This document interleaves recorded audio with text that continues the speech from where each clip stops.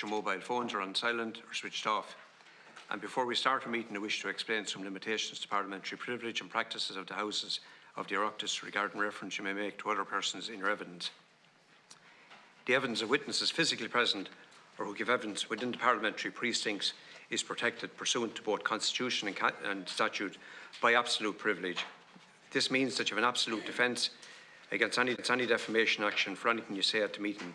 However, you're expected not to abuse this privilege, and it's my duty as Oireachtas to ensure that it's not abused. Therefore, if your statements are potentially defamatory in relation to an identifiable person or entity, you'll be directed to discontinue your remarks. It's imperative that you comply with such directions. Witnesses are reminded of the long-standing parliamentary practice that they should not comment on, criticise or make charges against any person or any entity by name or in such a way as to make him or her identifiable, or otherwise engage in speech that might be regarded as damaging to the good name or reputation of a person or entity. Therefore, if your statements are potentially defamatory in relation to an identifiable person or entity, you'll be directed to discontinue, and it's imperative that you comply with that direction. Members are reminded of the provision of Standing Order 218 that the committee shall refrain from inquiring into the merits of a policy or policies of the government or a minister of the government or the merits of the objective of such policies. Members are also reminded of the long-standing parliamentary practice that they should not comment on, criticise or make charges against a person outside the House or an official either by name or in such a way as to make him or her identifiable. We are joined this morning by the Controlling Auditor General, Mr Seamus McCarthy, who is a permanent witness to the committee. And today we engage with Mr Ryan Tubridy and Mr Noel Kelly. Mr Tubridy and Mr Kelly have been advised the areas that the committee will focus on, and they are, and I'll list those out: payments to presenters and personnel at RTE, specifically from 2017 to date; details of Mr Ryan Tubridy's contractual relationship with RTE, including related payments and exit fees; the process relating to the tripartite agreement from 2020, including its negotiations and sign-off; the content of that tripartite agreement, and the issue had been underwritten by RTE; the raising of associated invoices and related payments, the details of the invoices and who is aware of the same; any instructions given by Mr Ryan Tubridy to Mr Noel Kelly, and any further discussions in that regard before finalising the agreement; the call on the 7th of May 2020 and the letter that followed from Ms D Forbes to Mr Ryan Tubridy; and then any matters arising from material provided to the committee in advance of the meeting or materials provided by RTE to the committee. I'd like to thank the witnesses for appearing, and I welcome the fact that you've attended. We didn't have to compel your attendance voluntarily before this committee to assist in our examinations. And just before I ask Mr Tubridy for his opening statement, just to mention that the documents have come late. We were promised them yesterday morning. We didn't receive them. Some members received them as they were travelling here this morning, and only had sight of them in the last hour. And the other thing I want to set out is that the position of your legal advisor, just to remind them that the attendance of your legal advisor is with the agreement of the committee. They're not entitled to contribute or to disrupt the meeting or interfere with the conduct of the meeting in any way. So, Mr Tubridy, just if we could have your opening statement, please. Of course, Oireachtas Deputies, good morning to you all, and first let me thank you for acceding to my request to come before you today. We felt it was really important to be here. I've always believed in the importance of public service. I was brought up that way, and I have great respect for the Oireachtas as an institution. I've come here, as you know, voluntarily, because I believe in the work that you as a committee are doing. I don't say that in any other way other than that I want to assist in every way I can. I appreciate that you'll have a lot of questions, so I'm going to try to keep my opening statement as short as possible. I begin by clearly and unambiguously at the very outset this morning state that I'm truly sorry for all of this and for any part which I have played, and be it consciously or unconsciously, and anything that has contributed to the debacle that we're dealing with today. I'd like to apologise to the committee that they've had to take this time to deal with this matter today, and to my colleagues in RTE, and to my listeners. So, given the events of the last 3 weeks, there is a lot that I wish to say, and there's a lot that I need to say. So please bear with me. My aim today is to help correct and clarify some very serious matters. And I'll be relying on my agent, Noel Kelly, here to go through the figures and provide greater detail. I'd like everybody here today to understand that the figures and statements presented by RTE over the last few weeks in relation to my remuneration have created a fog of confusion. A fog of confusion over what I was paid, and when I was paid, and what I knew, and when I knew it. Full transparency and disclosure on RTE's part, I'm sorry to say, would simply have avoided so much of this. And I'm here to do one thing and one thing only, ladies and gentlemen and committee members, and that is to set the record straight and to call out some untruths. And it is my belief that there are 7 material untruths that I'd like to address. And the first is as follows. This claim that I did not take a pay cut from RTE in 2020. This is not true. I took a 20% pay cut from RTE in my 2020 to 2025 contract. Simple as that. I took a 20% pay cut from RTE. I'm obliged to do and present 205 radio shows and 38, as it was then, live 2-hour late shows under this contract. I am what's called an independent contractor. I get no pension or entitlements from RTE. That's the nature of it. Under the terms of my contract, I'm allowed to do additional work outside of RTE. That's also the nature of it. And I stress that there is nothing morally, ethically or legally wrong with me or any independent contractor doing additional work for another client outside of RTE. But to be clear, I took a pay cut from RTE of 20% in 2020 for each of the 5 years of my contract at a cost of €525,000 to me over the length of that contract. It's an awful, I'll move on to my second untruth. The suggestion that my decision to retire from the Late Show was prompted by this whole debacle. This is not remotely true. I wasn't aware of any of this fiasco when I decided to retire from the Late Show. I made my initial decision to leave the Late Show pretty much a year ago. It was very personal. It was made in the heart and in the soul. Around this time, I mentioned it to those closest to me, my family and my agent and a few others, and they were surprised. They were very surprised. Why would you leave such a show? And I explained to them, and eventually brought them around to my way of thinking, that among other things, I had left a lot of me on the floor in the studio after COVID, and during COVID. I was burnt out, being honest with you, and I was exhausted. A lot of people in this country, as you know, were burnt out and exhausted after COVID, doing a lot more important jobs than I was doing, but I'm just telling you from where I'm coming from. So I turned it over in my mind over a few months, but by the time I got to January, there was no turning over in my mind. I knew it was time to go. I made the decision. And just to make it abundantly clear, there is zero connection between my departure and this very raw situation of recent weeks. I informed management on March 13th of this year. I first became aware of this Grant Thornton review in May, some 2 months later, and even then I had no inkling of the bombshell which was to come when RTE released their statement on June 22nd. The third untruth is that I was covertly or secretly overpaid by RTE. This is not true. I was not overpaid by RTE at any point. I fully accept I'm very, very well paid. I understand that. But I was fully paid in accordance with my contract, which my agent negotiated openly and honestly and in good faith. There are no overpayments. Now, there are RTE's under declarations, which we challenged them on back in 2020. And there are indeed RTE's over declarations, of which they actually paid me in 2020 and 2021. This has caused justifiable anger among my colleagues. I understand that. And we're going to deal with all of that in the next few hours, and indeed the next 6 hours or more. We'll stay for as long as it takes. The upshot of RTE's inaccurate declarations is an impression that I've been less than honest. This is not the case. The fourth untruth is that I was aware that RTE were trying to conceal payments to me. This is not true. I was not aware that RTE were concealing payments to me. RTE acknowledged this in their statement of June 22nd, 2023, when they stated that Grant Thornton had made no findings against me. The fifth untruth, there was a secret agreement with Renault that I tried to conceal. This is not true. But not only that, it beggars belief. Think about it. I had a separate commercial agreement with Renault, the basis of which was that I would make public appearances. and perform road shows and things for them.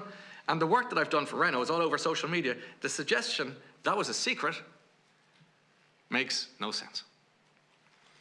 The sixth untruth, that RTE's underwriting of Renault's payment obligations was a secret. This is not true. RTE's underwriting of Renault's payment obligations was not a secret, as the documents we have prepared for you today show. And as my agent will explain in more detail, RTE committed in February 2020 to provide this guarantee in the early stages of contract negotiations around my 2020 to 25 contract. This is unequivocally confirmed in an email dated critical document, 20th of February 2020, from Breda O'Keefe to my agent. It was copied to other members of the Executive Board, the Director General, the RTE Solicitor's Office, everyone in RTE who needed to know knew. You'll find this on page 10 of the booklet of documents you have in front of you. Far from being secret, it was well known. And finally, the seventh untruth, that I did not ask RTE about their under-declarations of my earnings. When they released the 2017, 18 and 19 earnings, as they did all in one day, January 20th, 2021, this is a question I did not ask at the time. This is a question I should have asked. I fully accept that. But I will try and explain briefly and as clearly as humanly possible. At the end of the 2015 to 20 contract, my agent advised me that I was entitled to a phenomenally large figure payment of €120,000 that has been variously called a loyalty or an end of contract or an exit payment. I did not invoice for that payment, I did not pursue that payment, and I did not receive any payment. The documents provided to you bear this out. In my simple view, I had foregone that payment for €120,000, not taken it. But because of how RTE reported that decision in their accounts, Cahirlock, the narrative of the last 3 weeks has been that not only did I take this payment, but that I somehow contrived to hide it. So let me reiterate, I actually waived my entitlement to this payment and I didn't receive 1 cent of it. I hid nothing. I had nothing to hide. As the evidence provided to you today shows, my agent had already pointed out to RTE in 2020 that we thought the manner in which they were planning to account for my earnings in 2017, 18 and 19 was incorrect, and we had understood that they accepted our position, so that by the time they released the figures, I assumed that the Chief Financial Officer, the financial professionals in RTE, and the external auditors who had audited the accounts in these years, 17, 18, 19, had accountancy reasons for accounting for it the way they did. So I'd like to add that my company earnings fully reflect what I earned in these and all subsequent years. I'm particularly upset and disappointed about the decision and framing of the RTE statement of June 22nd, which inextricably linked my name to this whole fiasco. My name was mentioned 15 times in that statement. 15 times. And I was not consulted once. I did not have the Grant Thornton report, which RTE had, and which RTE acknowledged made no findings of wrongdoing on my part. I asked RTE to clarify that this was the case. They did. 4 days. 4 days after much of the damage was done. Pretty much all of the damage was done. I signed a contract in good faith. I declared my earnings. I paid every cent of tax. My employer has acknowledged that. It has engaged in deceptive practices to pay me, practices that were hidden from me. The result, I'm nearly finished, forgive me for overgoing. The result of this is that I've become the face of a national scandal. I've been accused of being complicit, deceitful and dishonest. I think the statement of June the 22nd was very unhelpful in this regard. The full truth was concealed. I take full responsibility. I can't say it enough. I take full responsibility for not asking more questions back on January the 20th, 2021, when the figures for that 2017, 18 and 19 were released. I take responsibility for that, I understand. But as has become abundantly clear and obvious in the last 3 weeks, this highlights the existence of 2 RTEs. 2. There are those who are involved in attempting to conceal payments and who were in a position to call me or call my agent and ask for our help in establishing the full facts. Instead, they chose to hurriedly issue a deeply damaging statement on June 22nd, which failed to include the full facts. I have nothing but respect and admiration for that great number of decent, hard-working people in RTE, my colleagues, my friends. And I'm very sorry for those whose lives have been made difficult with an incessant dripping of new revelations. I'm thinking particularly of my radio show colleagues and friends, that they've had to be put through all of this for reasons not of their own making. They work hard. They all work hard in RTE. And I want to thank those colleagues who have supported me through these last few weeks. And in closing, I'd like to thank the many people from across the country who've taken time to stop me on the street, decent Irish citizens, taking my shoulder and my elbow in their hands and saying, "You'll get through this."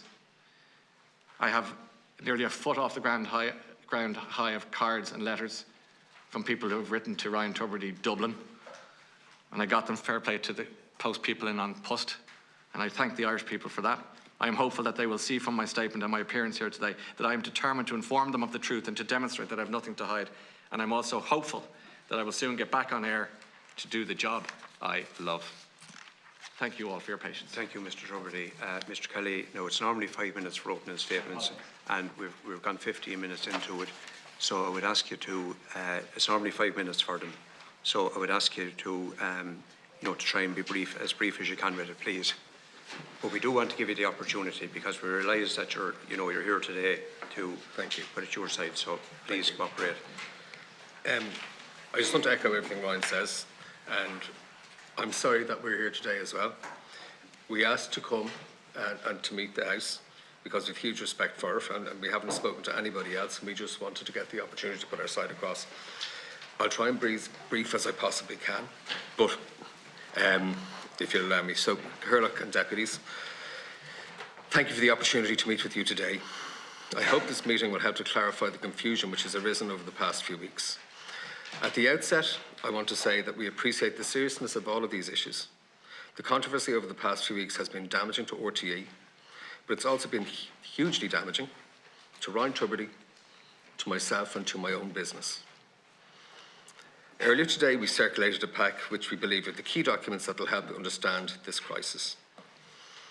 The document runs 39 pages and it includes relevant excerpts from Ryan's 2015 and 2020 contracts with RTE, extracts from the accounts of Ryan's company for the relevant years, various mails which track the back and forth of the negotiations for the 2020 RTE contract with Renault. We've made redactions where necessary, but we've been as transparent as possible to inform you with all the information at our disposal. I want to highlight a number of documents which will go to the heart of the issues. Let me start with Ryan's under-declaration of payments made to Ryan when there were published figures for 17, 18, 19 and in January 21. This issue has caused a lot of distress, and it's entirely a mess of RTE's own making. Ryan's contract from 2015, pages 1 to 4 of the PAC, clearly states the fees he received in each of the following 5 years, and they're set out in clause 8.1 of the contract. It was 495, 495, 545, 545, 545 for the 5 years. He received those fees exactly, nothing more and nothing less. This is confirmed in the extracts from Ryan's filed accounts company Tuttle Productions, which we also include in the PAC. We note that the accounts of Tuttle Productions run from January to December, whereas RTE's contract ran from September. In January 21, when RTE made its incorrect declarations, they knew what they had paid Ryan. Indeed, the Chief Financial Officer emailed us on the 19th of December 2019 on page 5 in the PAC. She set out the actual earnings for each of the relevant years correctly. But just over a year later, in January 2021, RTE made false or incorrect declarations about the same figures. In some respects, this was an accident waiting to happen. We'd previously asked RTE to give us reasonable notice when they planned to publish figures. My email on the 16th of January 2020, page 6 of the PAC specifically requests this. If they'd done that, we would have had time to check the figures and avoid errors. However, RTE ignored our request for reasons I still don't understand. In March 2020, we saw the first sign that RTE, with all its accountants, auditors, might be struggling to understand the correct accounting treatment for what they paid Ryan in 2017, 2018 and 2019.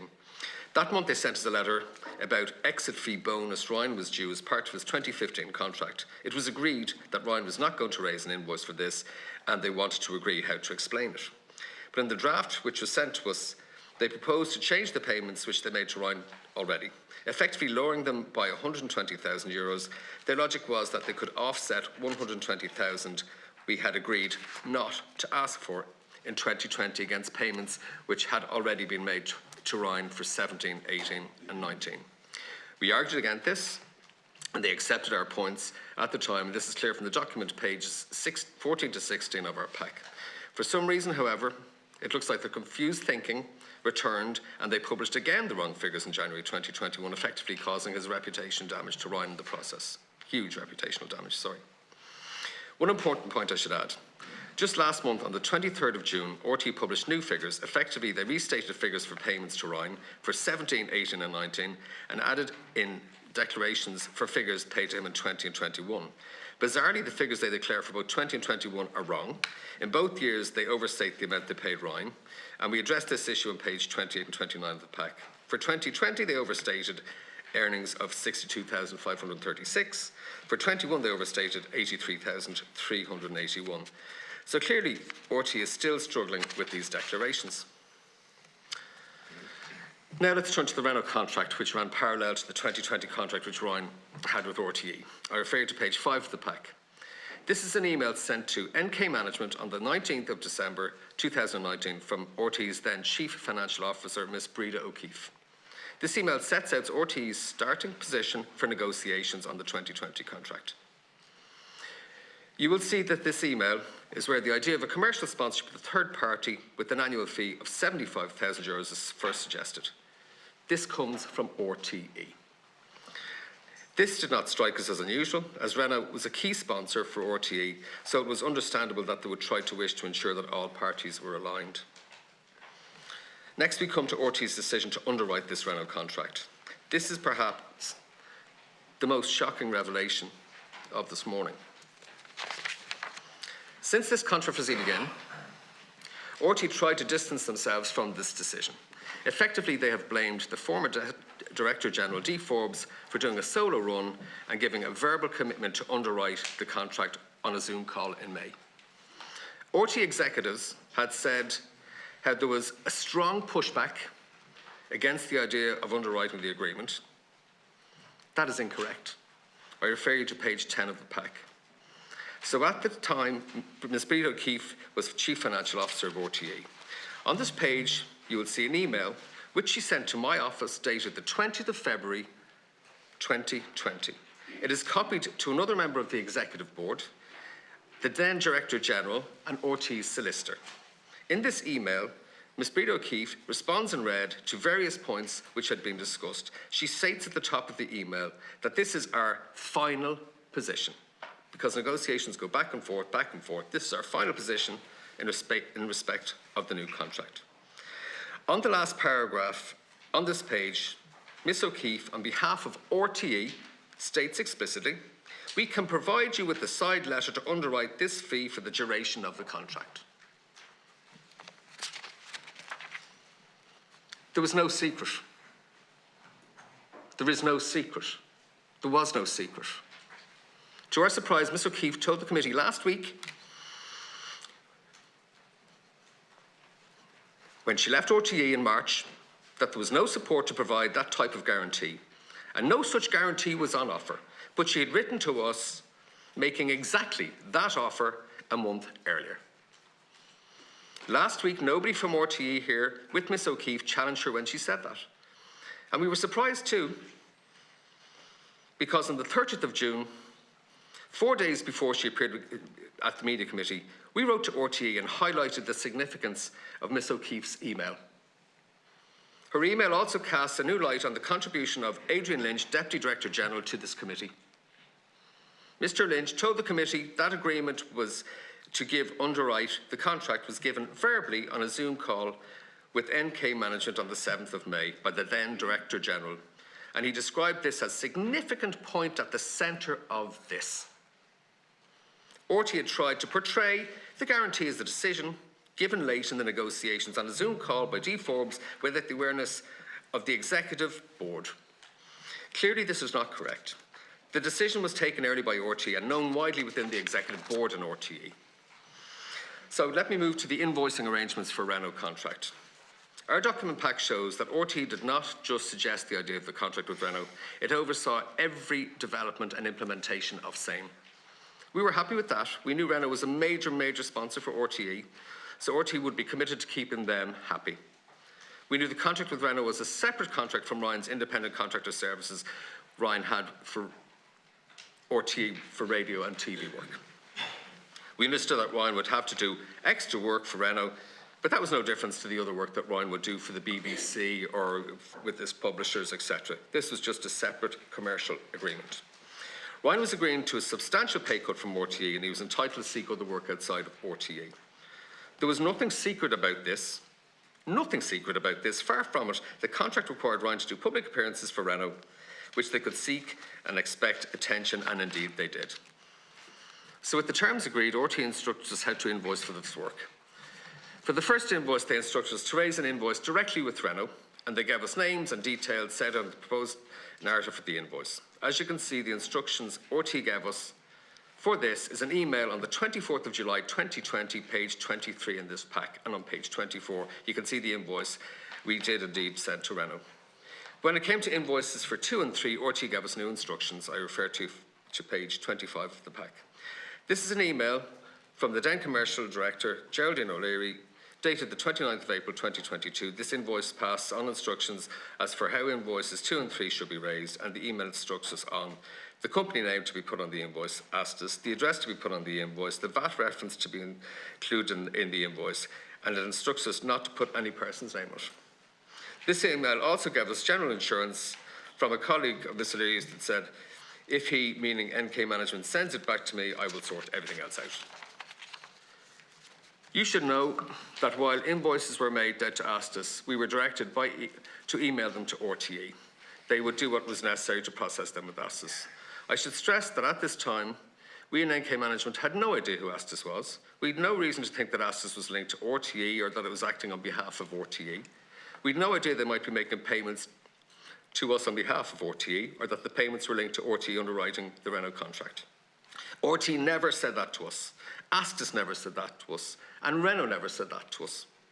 We simply followed instructions we were given, as we had with the first invoice.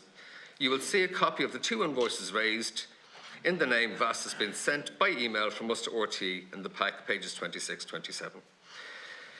People have asked us why we went along with those instructions, why we didn't set out more detail about what the invoice is related to. But at the time, we had no reason to suspect that RTE might be trying to hide payments to Ryan, and I'm still shocked that that was their intention. We trusted RTE. It's not some unknown startup with opaque funding and checkered past, or a record for dodgy financial dealings.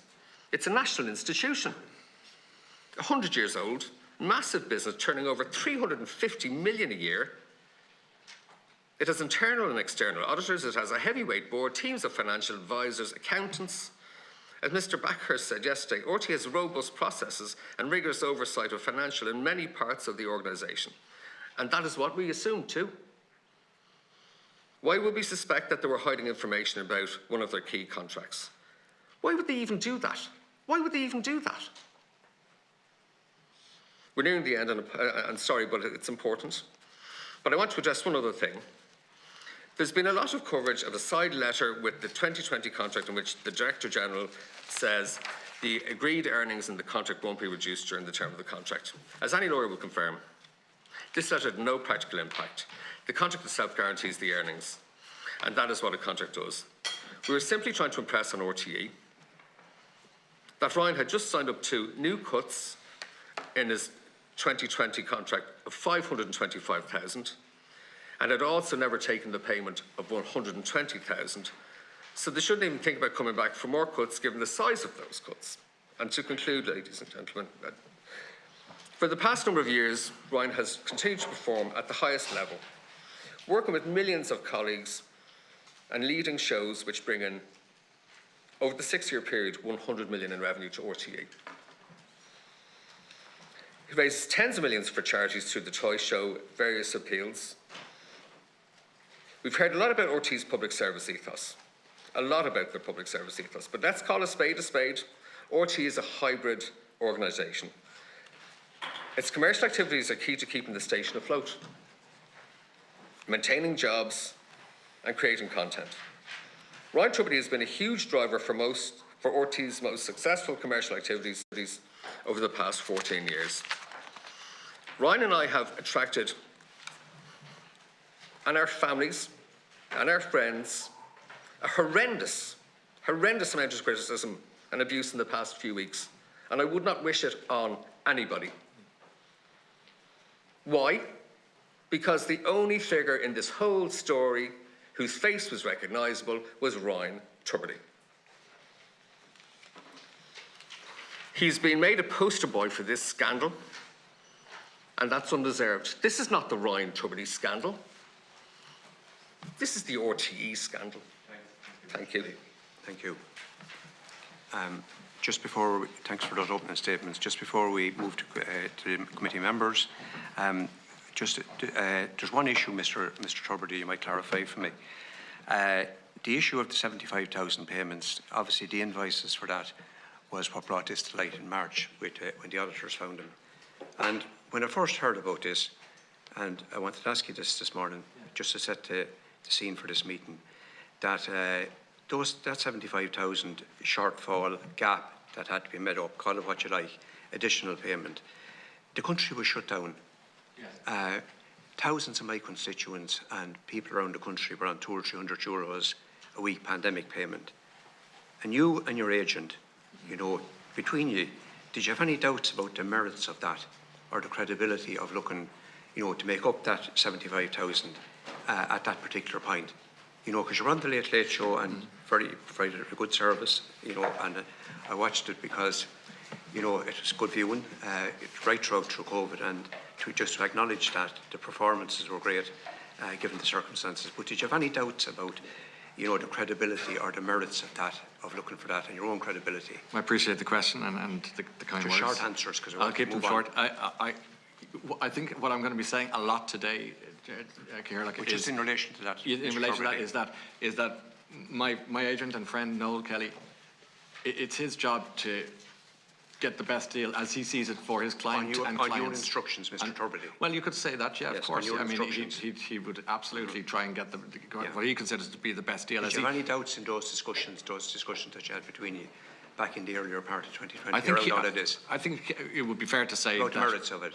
In terms of the financial implications of the commercial side of RTE, that it probably felt it wasn't problematic in that sense.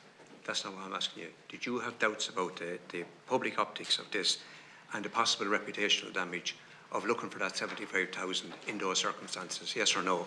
And did you discuss that, the merits of that? That's all I want to know.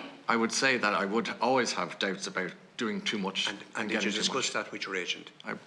Do we have a conversation about that? That's unlikely. No. So you had you're telling me here this morning that you had no conversation with NK Communications regarding the matter of looking for this gap of 75,000? No, we wouldn't. We would be inclined to just, to be honest with you, Ciara, I say to Noel, I say, you do your job and I do mine, right. And that's how it works. But you knew that this gap had to be made up, and this 75,000 had to be magicked up somewhere or another, for want of a better term. I trust in the process. Yes. So you've clarified that you had no doubts about the merits, the credibility, or the possible reputational damage. That wasn't discussed? That was not discussed. Okay, thank you. Thank you. Deputy Imelda Munster, 15 minutes. Good morning, Chair, guests, or witnesses rather. I just want to start off with the tripartite agreement, Mr. Kelly. Just in relation to that, can you, and I'd ask you to keep your answers as short as possible, can you tell us briefly, how did that actually come about? What was the reason for it? I'll just refer to some of my notes, if you don't mind. How it came about, it was an RTE initiative. Renault's obviously... But, yeah, okay, sorry, just for a second. It was an RTE initiative, but it had to stem from somewhere. You said in your opening statement that Ryan was agreeing to a substantial pay cut from RTE. So did it come about on the basis of you negotiating with RTE? No, it had right, no... So how did it come about? No relation. Ryan's contract is for 205 radio shows, and it's for 38 two-hour TV shows. This was a totally separate agreement, and it came about because Renault and RTE wanted Ryan to do more work around the sponsorship, wanted him to do late shows in dealers, etc. So that's where it came from. So you're seriously saying that it didn't come about at all from the pay cuts that Ryan was going to take? It wasn't a way of topping up the salary? The sponsor wanted us to do activity to embellish the sponsorship around the dealers. But why would RTE, of their own bat, be concerned about setting your client up with a commercial deal? Why would they suddenly, when at a time when everybody else was asked to take pay cuts, why would RTE, and who in RTE came to you and said, listen, we want to look after Ryan, we want to set up a separate commercial deal? Can you honestly say that you did not initiate that in any shape or form with RTE? Whatsoever. Right, so tell us then, who in RTE came to you and what did they say? If I refer to page 5 in the PAC,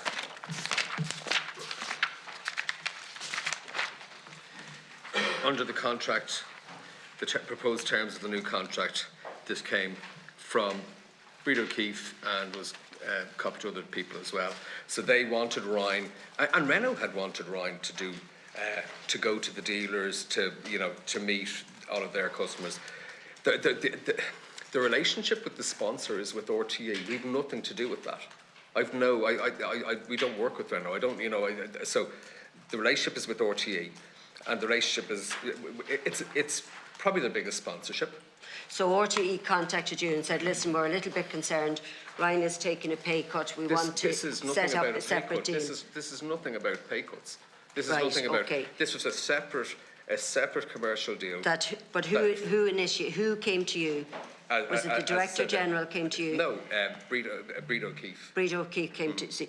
In page 9 of your documents, the pack that you gave us, it says we would also need, and this came from yourself, I think, we would also need a side letter agreement from RTE to guarantee and underwrite this fee for the duration of the contract and beyond into the next contract. So you sought a guarantee for a deal that you'd nothing really to do with as such. Why I was looking for a guarantee is quite simple. It was never for RTE to pay it. It was that if the sponsor changes, so we have a 5-year contract with RTE for 205 radio shows and we 38 know that. You said that. TV but shows. Sorry, time is of the essence. But you sought the guarantee that RTE would pay if the deal went belly up. It was never for RTE to pay. The guarantee was around if another sponsor came in, that they would have. Again, the relationship is with RTE and the sponsor, not with us. So they'd have to talk to the sponsor, say, do you want him? Would you like him to do? The sponsor obviously wants to have the host perform different duties for them. So you didn't agree with RTE underwriting the deal? It wasn't about underwriting. It was about a sponsor change. It was actually what it was about. At this stage, the sponsors were gone. And you said it was never about. No, Reynolds, I'm talking about the tripart. I'm talking about years 2 and 3 as well, right? Yes. Not only did RTE underwrite the Reynolds contract, but there was an agreement there to underwrite the 2. And you were looking for a side letter agreement from RTE to guarantee and underwrite this for the duration of this contract and beyond into the next contract. So you clearly there said, page 9 of your documents, you wanted RTE to underwrite. And in response to you, Breda O'Keefe, I think it's her email on page 10 of your pack, she said on behalf of RTE, states explicitly that we can provide you with a side letter to underwrite this fee for duration of contract. Right? So you'd requested that they underwrite it, and she, in that email in page 10 of the pack, was responding to your request. That's correct? Yes. Yes, yeah. So what? So, there's one thing about, and you said that Ryan was agreeing to a substantial pay cut and he was entitled to seek work elsewhere, and that's absolutely fine. Nobody has an issue with this. But the problem here is that the deal was underwritten at your request for the 3 years, at your request, by the public purse. No. That's the problem here. Okay. The deal was underwritten at your request for the 3 years of the contract, and it was paid for by public monies. That's the issue.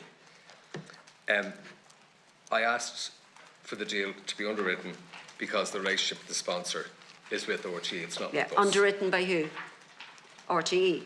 Yeah. Yeah, the public purse, yeah. But it's actually about the sponsorship. I just want, no, look, if you... So in relation you to, requested this was it a to be commercial... underwritten by RTE, and that could only mean that RTE take the hit for it and they pony up. I just want to move on because time is of the essence. You refer to page 25 in the PAC, it's page 6 in your statement. There was an email from the commercial director for the 2x3 invoices for 75, and it was should be raised, and there was an instruction not to put any person's name on it. And you said there was no secret about this deal, but you agreed to not putting a name on that. I mean, I presume you'll agree that there was no consultancy fees, that there was no consultancy done for 75,000 for yourself? What? No, we didn't. What we did was act on, at all times, instructions from RTE. And as I've said, RTE is a 100-year-old organisation with auditors, accountants. Yeah. But you're also a businessman, you're a negotiator. We trust the process. Why would you not trust the process? You're a businessman, you're a negotiator, you look after your clients. That's your job. That's your job. There's no issue with that whatsoever. But you'd imagine when you were instructed not to put names on the invoices, and we're not talking about €2.99 or €3.50, €3.50. We're talking about invoices for 75,000, and you knowing that you had asked them to underwrite the agreement. So you had asked them that they underwrite, they confirmed that they were underwriting the agreement, they were putting it through the barter account, you were told not to put a name on it, you knew exactly what it was for, and you didn't flag that up, you went along with it, and yet you say there was nothing secret about the deal. There was nothing secret. We simply acted under instructions from RTE. Yeah. But you knew they were underwriting the deal, and you knew that was the 75,000 payment that was due to Mr. Tubridy. But you didn't put any... We simply acted under instructions from RTE. So that's, fair enough. We had heard last week that the auditors weren't happy that Grant Thornton were brought in, and that at some point you were informed of it. When was that? And was it the Director General that informed you, or who and when? That was May. That was May 23rd of this year. May 23rd. And that would have been from RTE's legal office. Their legal office, which would have been who exactly?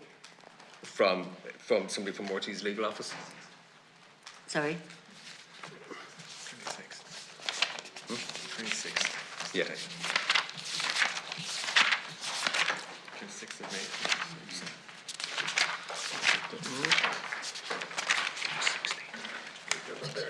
Thank you. Okay. So that was from Paula Malooly, Director of Legal Affairs, and that was the 26th of May 2023. Okay, and so RTE knew, Grant Thornton knew, you knew. Did you tell your client about it? Yes, we would have informed our client, of course, but that was the first that we had heard. That was the 26th of May. Yeah. I just want to come to Mr. Tubridy, if I can, please. And there's just, in 2019, you might have seen this out in the public domain recently, that you were launching the St Vincent de Paul Christmas appeal, and when you were interviewed, you were said that you were haunted by the idea of children in poverty and the homeless crisis, and you also said that you'd accept RTE's cost-cutting measures gracefully, and when it comes to this sort of issue, that's not something you've ever been found wanting on. But here we are 3 or 4 years later, and we know that that pay cut was subsidised by this deal. Yeah, I wouldn't characterise that as a pay cut being subsidised by any deal. I also. But that's what it looks like. I would also, like. with respect, Deputy, I would also urge you not to conflate somebody being well paid with somebody who might not have a conscience. particularly with the work that you mentioned, St. Vincent de Paul. It's a charity I have enormous time for since I was a child. No, I'm sure, in fairness, sorry, just one second, because we're asking I questions appreciate that, here. but I just think it's there's under not, circumstances I would not like to sully the work that those people do around the country. There's nobody mentioned the work that those people do. I'm referring to what you stated, what you were quoted in the media. Yes. Right, that's what I'm referring to. Okay, I'm sorry, I apologise. And I accept that you do a lot of charity work. No, I'm not trying to say that. There's nobody saying anything otherwise. Sorry, Deputy, I appreciate that. Yes, I understood. You do that good work. But at the same time, you knew that this separate deal was being done and it would compensate for the pay cuts. But you also knew, and this is the thing, that your agent had requested that RTE underwrite that agreement. Well, so you knew, sorry, I'll just get to the question. So you knew that that pay deal was going to make softer or not even enhance any pay cut that had been taken. But you also knew through your agent that RTE were underwriting that deal. So that you knew that when your colleagues... There's a misunderstanding here, honestly. This was a separate contract. No, I'm not talking about the this is a Reynolds. separate contract for tripartite. services. Sorry. A separate I'm talking about the tripartite. Just allow Mr. Kelly to answer briefly. This was a separate contract for separate services. This had nothing to do with Ryan's new contract for radio and TV service. This is a separate contract. Yeah, that's what I'm talking about. The tripartite deal. Yeah. Where the two... With RTE and Renault, the sponsor, where and RTE had underwritten that agreement, right? Yes. And they were paying it. And my question to Mr. Tubridy No, Renault were paying it. Sorry? Renault were paying it. Renault, but RTE paid them. And then the 275 payments. But if RTE paid them, that was an RTE thing. Yeah. Renault paid. Yeah, but and if RTE paid them, that has absolutely nothing to do with us. We don't work for. I don't work for RTE. No, we don't work for RTE. So no, just I know you're trying to clarify. Yeah. Absolutely. I'm talking about the two.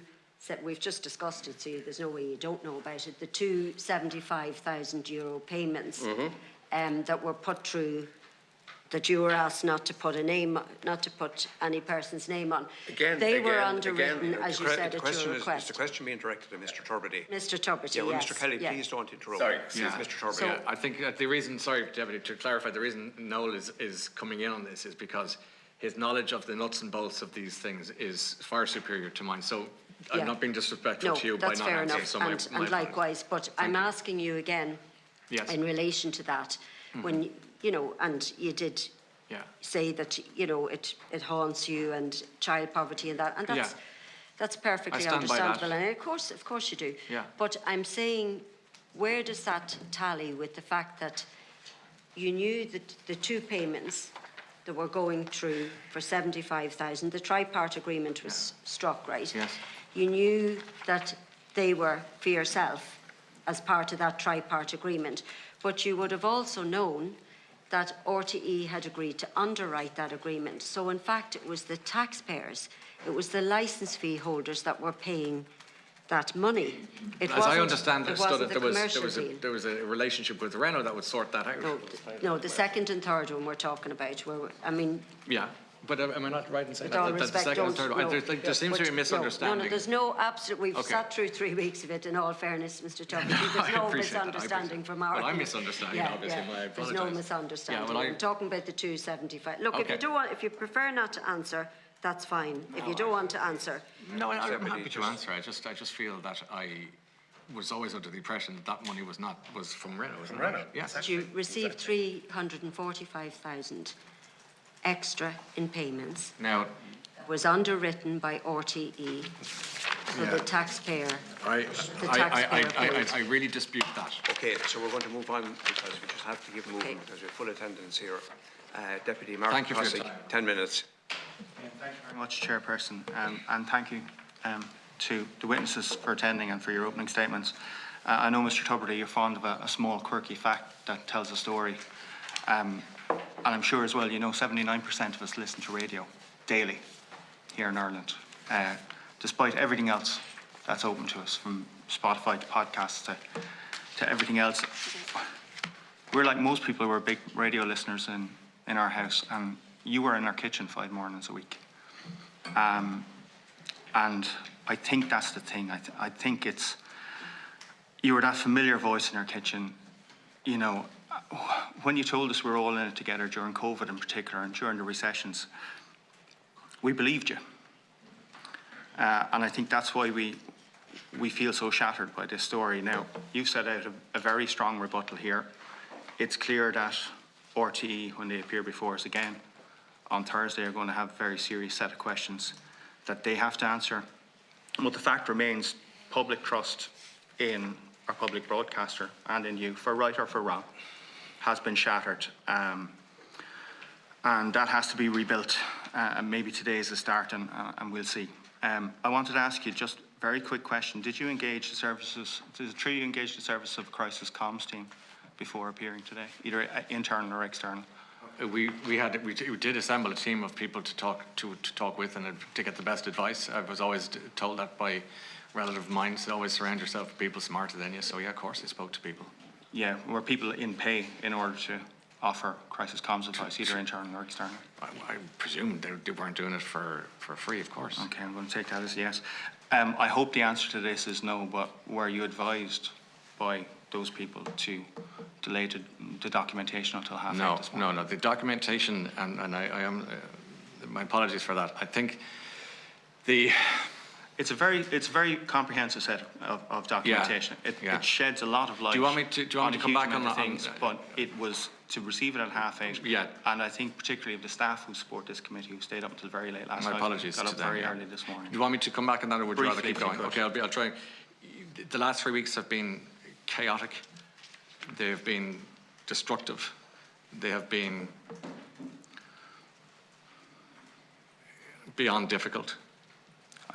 And all I'll say to you is that we wanted to get things right today because so many people have been getting things wrong. Okay, I fully accept. I don't want to interrupt, but I have one night we were working on this till burning the midnight oil. So, yeah.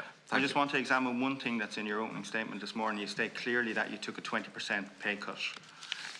Is that inclusive or exclusive of the €75,000 that you were receiving, either from Renault or through RTE through a barter account? When you say you took a 20% pay cut, is that inclusive or exclusive of the 75,000? No, I'll take that. If I can answer that, thank you. The 20% was, Ryan's contract was 495, 495, 545, 545, 545. That was this 20% refers to the payment direct from RTE. I'll explain the percentage. So that was from 15 to 19, and in Ryan's then next contract, his salary was 440,000 per annum, which was 200,000 for radio, 240,000 for TV. That was 105,000 reduction per year by 5, so that was 525,000. It didn't include the 120,000 that he didn't take, and the Renault 75,000 was a completely separate contract. So this was on his TV and radio earnings. So it's exclusive of the Renault contract or the payment through RTE by barter account. Yeah. Now, I just have to contest that we regard this as separate.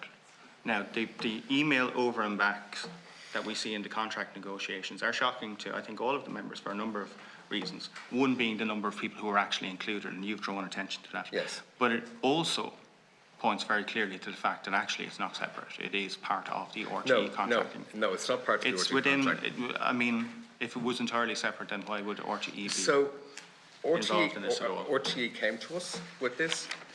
Like, at all times, everything to do with this contract was under instruction from RTE, but it was the contract and the payments were with Renault, the sponsor. And Renault is still the sponsor of the Late Late Show. Okay. I asked the question, Mr. Tubridy, and it was in your opening statement. So that's exclusive of the 75,000. Would you accept that it's difficult for us to reconcile the idea that this was an entirely separate arrangement when it formed part of the contract negotiation? Yeah, I understand where you're coming from entirely, but yeah, okay, I understand the room for perception issues, yes. Okay. Mr. Kelly, I just want to move on to your part in this. I want to ask briefly, because I think it's important that we put to bed the idea that Mr. Tubridy made any decision around the late on foot of. Sure. We know that the two problematic invoices were presented to D Forbes on the 8th of March. We know that Mr. Tubridy announced his decision, whenever he took his decision, he announced it on the 16th of March. Would you have D Forbes' number in your phone? No. No. If I can explain, I've met D Forbes, I would say, and this is like, it's But there's so many untruths and so many stuff. I'm finding bizarre. So I've only ever met Dee Forbes with her legal team and with her lawyers in their office in RTE. I have never had a cup of tea with Dee Forbes. I've never met Dee Forbes for lunch. I've never met her for dinner. I don't know Dee Forbes apart from when I meet her in the RTE. I'm so sorry, and we're so time compressed Deputy, here. I think if you have a question with regard to the departure of the Late Late Show, that was so deeply personal and so deeply from my heart, I would urge you to ask me about that. I want to ask a very simple question, and it sounds like you'll welcome the opportunity. Was there any communication to either yourselves, Mr. Tubridy, or to Noel Kelly management between the 8th and the 16th of March with regard to these problematic invoices? No. Not remotely. No. That's fine. The first indication was on the 23rd of May. Well, now, I do want to contest that because on the 3rd of May, there is an over and back, a 3rd and the 5th of May. Sorry. Between Paul and Maloney and Grant Thornton. Sorry. NK Management, where specific reference is made to the CMS invoices. Yes, and I do sorry. want to ask about the decision to use CMS. So I do want to contest that because there is certainly an over and back between Noel Kelly Management on the 3rd of May, and Paul and apologies, Maloney. There's just a lot of emails. On the 3rd of May was the first time that we were made aware of it. And then after that, we met with Grant Thornton to talk to them about it. Okay. So in relation to Ryan stepping down or stepping back, Ryan had said it to me the previous year, and I said to him, why are you leaving? Yeah. And he And just so, said, so did my family. They thought I was mad. and to be honest with you, a very good friend of ours, when Ryan, I said, Ryan, why are you leaving? Stay on the Late Late. It's a brilliant, it's a great show, you know. And I knew after COVID, when you're playing to no audience, when you're, that it was a really difficult show to do. And when he said Mr. Kelly, I'm so sorry to be interrupting, and I don't want to come across as hectoring, but I know, I have but 2 minutes remaining and a list of questions as long as we anyway, are. we'd been aware of this for quite a while, and I was trying to get him to stay. Okay. I want to ask you about this, so this invoicing of Astus. And I do notice in the accounts that are returned at the end of the year that money transferred to Tuttle Productions is, you can see it essentially. In a normal run of a year, the amount of money deriving from Noel Kelly Management is quite small. In the years in question, it's large. You can see the 75,000 in it. You have, I think, 4 companies which are registered out of Unit B2 in the Calmont Office Park in Ballymount. So Noel Kelly Management, Noel Kelly's Management Nominees Limited, which is registered 16th March this year, Century Merchandising Services, Cleary Consultancy Limited. Why was it CMS that decided to raise the invoice? Because I have 2 companies, which is NK Management and CMS, and we were asked to send the invoice in from CMS by RTE. Why CMS? That was their instructions. Well, see, they would. It's Noel Kelly Management that appears at the end of year. Sure. But CMS is we own CMS as well. It's a sister company. And no explanation for why Noel Kelly Management above CMS. It just adds a layer of opacity. Sure. Because Noel Kelly Management, I know who that is. CMS, I don't. Yeah. Again, we were directed by RTE. With this direction from RTE, we've all received emails in saying, you know, just all you have to do is invoice a certain company in wherever, and all of this money will be yours. This idea of invoice for 75,000 to a company you say you don't know, you've never come across, you've no reason to suspect RTE are hiding payments, but they said, can you invoice this company in order to receive a payment? And you didn't say, I'm sorry, but who is this company and why am I invoicing them? Sure. RTE, it has its say 1,800 employees, turns over 350 million a year. We're a small little company. There's 8 of us. Small company. I mean, context of this is you have been upset with the reporting of earnings beforehand. We were asked under instruction to do this, and that's what we did. Colin Burke. Can I say something briefly? Am I allowed? Just very briefly. Just to the deputy regarding your listening to my radio show during the week. My missus, unfortunately, I'm up here. Sorry, your my missus listens your wife, regularly. Sorry, or your partner. Well, thank you for that, and I'm sorry to hear that that she feels that way about the programme, but I can assure you this is what today is all about, is rebuilding that trust that may have been undermined by a lot of misunderstanding. Thank you very much, and thank you both for coming in here voluntarily. Very much appreciated. Can I just follow up on my colleague there?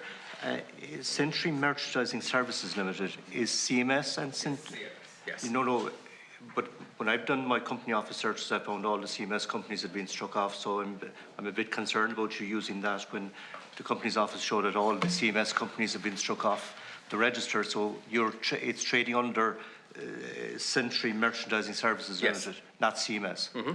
Okay. CMS is just the I know, but it's just from the clarification point of view, and that CMS, all the companies that are registered under that name have been struck off for various reasons. Can I just ask a question in relation to the contracts? The contracts between RT and Tuttle Productions Limited, that's the agreement, the 5-year agreement. Yes. But the agreement then between, which is drafted up by yourselves, is between Renault Ireland Limited, RT and Ryan Tubridy. It's not between Tuttle Productions Limited. Is there a reason for that? So the Renault contracts, sorry, on page 5. No, I have a copy of the agreement here, sure. And it shows this is the agreement that was prepared in relation to the agreement between the three organisations. Yes. But it's not with Tuttle Productions. So the agreement was written by RTE Legal. No, this is the one that I've got, which is in... Oh, sorry, for the services, yeah. So with the services, we had numerous meetings with Renault in relation to the actual activity itself.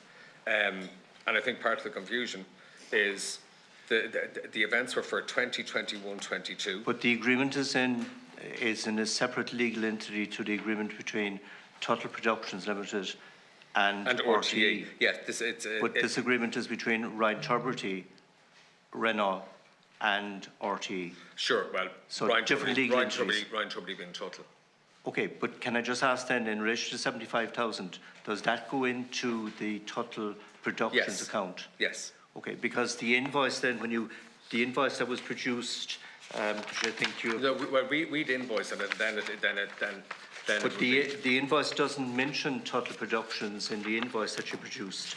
It mentions Ryan Tubridy. It doesn't mention Tuttle. It doesn't mention Tuttle at all. That's on page 24. So, absolutely, sorry, page 24. So, we were directed again by RT Legal to put down Ryan Tubridy Bespoke Partnership between Renault Ireland and Ryan Tubridy included personal appearances and programme of activity. But if the agreement is ongoing with Tuttle Productions, why then send out the invoice in a person's name rather than on... The agreement is with Renault, RTE, the invoicing, and obviously Ryan is the service provider. We invoice on behalf of Ryan, and then... I know, but from a legal point of view, what I'm saying to you is that there seems to be two different legal entities, one Tuttle Productions, the other one Ryan Tubridy. No, there's Ryan. But the agreements show that. So no, that's the Renault and the Ryan Tubridy invoice. There's only Tuttle Productions, which is Ryan Tubridy's company. Okay, all right. Can I then go on to, in relation to the invoices itself, when you saw that you were making out to an English company or a company based in the UK, did you not raise serious concerns on this issue? Because obviously, if it's made out to a UK company, you're then not putting in for VAT or anything else, yet the service was delivered in Ireland. We, again, under instruction from RTE, we... Well, no, but I mean, in fairness, you're a separate legal entity to RTE. But sorry, should you not have asked further questions on that? We sent the invoices into RTE. Yeah, but when you were asked to send in the invoices, you were asked to make out the invoices. When you were asked to make them out for a UK company, did it not raise concerns from your point of view as regards, to make sure that you were not doing anything which was, where the service, in particular, where the service was delivered here in Ireland, the service wasn't delivered in the UK. Sure. It was delivered to RT, to Renault, and not to a UK company. Well, we knew that the contract was with Renault and it was a separate contract for independent contractor services. Ryan had to do the work with RTE. Okay. And we understood that Ryan would have to do extra work with Renault, but there was no difference. Sorry, that's not the question. You're going completely off the question that the Deputy is trying to ask you. Deputy, just put that question straight again, because it's a very direct question. The direct question is, you know, when the invoice was made out, it was made out to a UK company. What I'm saying is that the service was delivered in Ireland for Irish companies, basically RTE and Renault, who are here in Ireland. Did that not raise concerns, which you, from an accounting point of view yourselves, that you were being asked now to bill a UK company? You say in your statement that you knew nothing about the barter account. You never dealt with a barter account before. This is the first time dealing with it. Did you not raise questions as to why you should make it out to a UK company? Okay, well, if I could just, in relation to that, at the time we didn't know who asked us. Wasn't that more reason for raising the question? No, if you didn't know about it. But we presumed that they had a relationship with Renault, and we followed the instructions exactly, and subsequently got paid. Did you raise that question with Renault to know was this the reason why? Was this the connection rather than sending it in? Remember, it was RT were giving you the instructions, not Renault. Therefore, should you not have raised that question?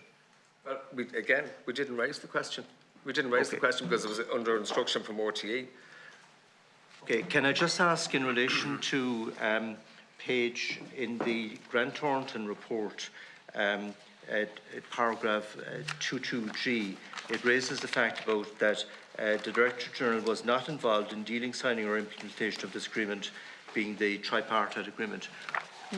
Was there? Because this seems to be, we're being furnished certain names, but we're not being given all the names. And I'm just wondering who exactly was there that knew about all of this agreement? Sorry, so... Okay, you were involved there, but who from RT was there that was involved in this agreement? So, from legal, Trish Whelan; from finance, Breed O'Keefe; the CEO, D. Forbes; and then somebody on the exec.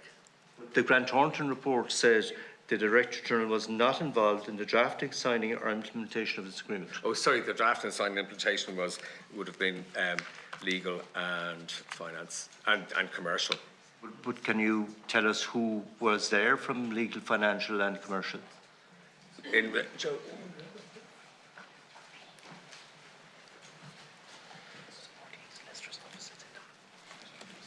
Sorry, it was the RT Solicitor's Office. But no, but you're saying the commercial people were there as well, but who we need to know who exactly was there, because this information has not been given to us. Sorry. Your office, you were there, or someone from your office is there? Page 14 in the documents.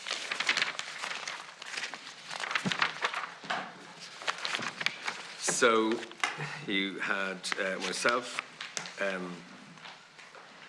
Niamh, Breed O'Keefe and Katrina Falkland from the RT Solicitor's Office. Sorry, who? My apologies. So, Katrina Falkland. From the Solicitor's Office? From RT's office, yes. And was there anyone else there? Trish Whelan from the Solicitor's Office as well. Okay, all right, okay. Can I just move on there to Ryan Tubridy yourself, Mr. Tubridy? Can I just ask, you know, this whole issue, and my colleague raised it about, you know, the level of fees. I think when I looked at your accounts, it was in 2016, the income through the accounts was 660,000, and I accept that there has been a reduction in what you're receiving. But all of this controversy, you know, there's now a whole problem within, I suppose, the entire country, but also within RT about the whole issue of trust, the whole issue of the ethics of this. I mean, looking at it now, how do you feel that the trust can be built up, back up? And the second thing is about your own preference at this stage about going back working for RT. Yeah. What's your own? Oh, I don't have any doubt. I want to go back to work on the radio as soon as possible. I think that I don't say that with any arrogance. I just say that I've expressed desire. It's what I do. It's what I know, and I want to get back to my team and to the listeners and do my job, because it's all I've got. The whole issue in relation to trust. No, I understand that, Deputy, and I will say that I understand the amount of money we're talking about is eye-watering. I'm not a fool. I understand that.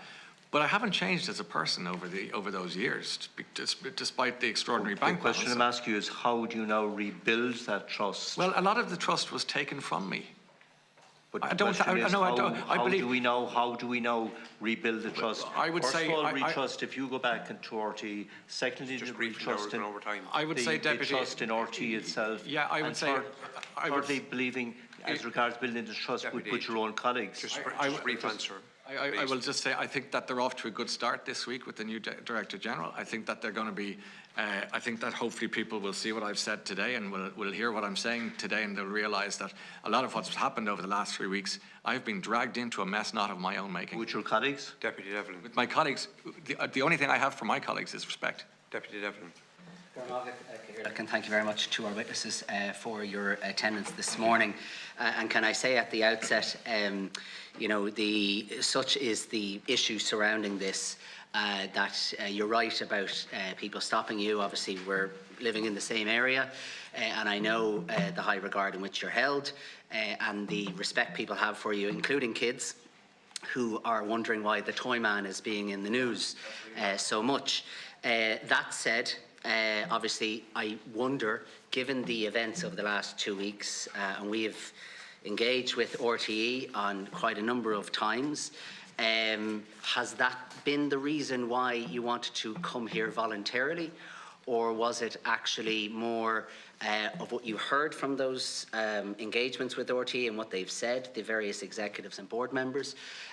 Or has it been that everything else surrounding this whole issue?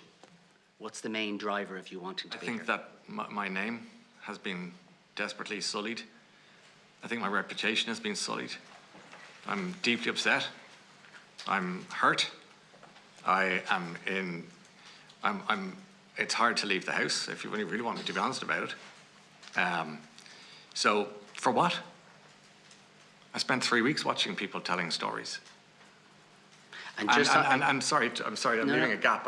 Forgive me, it's a comma, not a full stop. But I know, like, I'm not looking for sympathy now or violin. I'm simply saying to you, you asked me the question, and you bring up, like, the kids. My relationship with the children of Ireland is so important to me. I know that sounds grandiose, but actually it is. I want them to be happy and hopeful and proud to be Irish and read lots of books and just be wonderful young people. You know, that doesn't change, you know. But what's happened in the last 3 weeks, it's like frenzy. Can I specifically ask you then, in terms of what you've heard, and maybe to Mr. Kelly as well on this, all of the evidence, and I presume you watched all of the evidence that's been given to both Oireachtas committees over the last couple of weeks. You know, even in Mr. Tubridy's statement, I think you refer to it as a fog of confusion. To me, it's a cloud of confusion at this point, because there's what you're saying now directly contradicts what this committee and others have been told over the last couple of weeks by certain individuals. And that's extremely worrying, both from a parliamentary perspective, but also from a fact and truthful perspective. Bearing in mind, referring to your own statement, Mr. Kelly, an institution of the Irish state and those representing it. Can I just turn to, a few elements? One is in terms of the question around your decision, Mr. Tubridy, and you said that you had been thinking about it long and hard, and obviously I can appreciate why it would be such a big decision. Yeah. But is there any evidence, it's not that I doubt your decision or when you made your decision, please don't. but for clarity in terms of the public domain, yes. Is there any correspondence predating kind of this scandal, April, May, yeah. The RT scandal. Between the two of you, just, and it's not that I want it published, but I just want to clear the record. Is there anything that his text messages, emails, anything that's saying, look, this is coming up? Or Sorry, Deputy. We asked to come here today. I understand. We asked to come here today. Yeah. We weren't invited, we asked. And we saw, over the last 3 weeks, I've never seen such horrendous reporting. And why suddenly the most trusted man in Ireland, Ryan Tubridy, it was like throw him under a bus. What? Why? When that report came out, the first report came out that was sent out from the board on the 22nd. yeah, this is the statement. The statement. Yeah. We had to ask our lawyers, can we get a copy? Because again, we're on the back foot. When RT said at the top 10 earners, again, we get 10 minutes. And again, I had to put in a request, can we please have the information? And again, so we got the statement, and when we got the statement, half an hour before it went out, we said, there's inaccuracies in this, and Grant Thornton said there was no wrongdoing on behalf of Ryan Tubridy and Noel Kelly, everything was... We asked them to put it in, and they didn't. 4 days later, it was... Sorry, if I could just answer. 4 days later, it was put in, right? And 4 days later, Ryan Tubridy was taken off the air. He didn't have a show on Friday. He wasn't on the show the following week. It looked like he was complicit in this whole... RTE mess. So I'm sorry. We have. This has been the worst of times. The worst of times. No, I appreciate that, and I know that's why you're here. But that's exactly. I'd like to add, people have families. Yeah. Just think. People need to think about. I mean, you're a public representative. You know what it means when you're in the middle of something. I get that. No, I'm not. This is my first rodeo being in the public eye, but I've never seen anything like it. I don't know if any of you've been cancelled before, but let me tell you, you don't want to be there. So just in terms. Okay. So we can talk about that later. Can I ask you then, just in terms of the, I suppose, the statements that have been made, both the physical statements and indeed the oral statements that are made in the House of the Oireachtas, you've alluded to. One of the inaccuracies, Mr. Tubridy, you say about the secretly overpayment by RTE, which you said, which you challenged back in 2020. Was that in writing, that challenge? Yes, wasn't. We have to. It's in your documents. Yeah, it's in your documents because there's a lot of documents. Yeah, no, I appreciate that. Listen, I do appreciate there's a lot of documents, and but that's why we've been working on this so long. You have it in writing. That's all I want to establish. We have it in writing, and we went back and we actually asked them. Can I just also get a time frame then in terms of the negotiation of Mr. Tubridy's first contract? Did that started probably in 2014, was it? Sorry, the 15 contract would have started probably end of 14. End of 14. And then that ran to 2020, and then there was fresh negotiations around that. Okay. When did the negotiation start for the Renault contract? Which would run parallel with the 2020 contract, so it would have started probably late 19. So you can see where the confusion then, or the cloud of confusion, or a fog of confusion arises when people say, well, the two of them are running parallel to each other, and one has a 20% pay cut and the other one has a Sure. Okay. So can I just answer, please? Please, because I'm under time pressure. I know, but you asked me a question.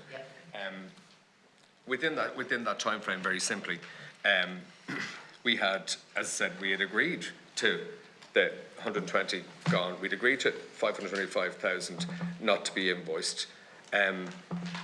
We didn't go out printing that, and I appreciate what you're saying in a fog. Like, there's so much confusion. Try to sit it when we're sitting. No, I mean, if you're finding you're confused, can I just ask you though? Okay, that's fine, and thank you for that. Can I just also say to you, in terms of the invoicing, I hear what you say.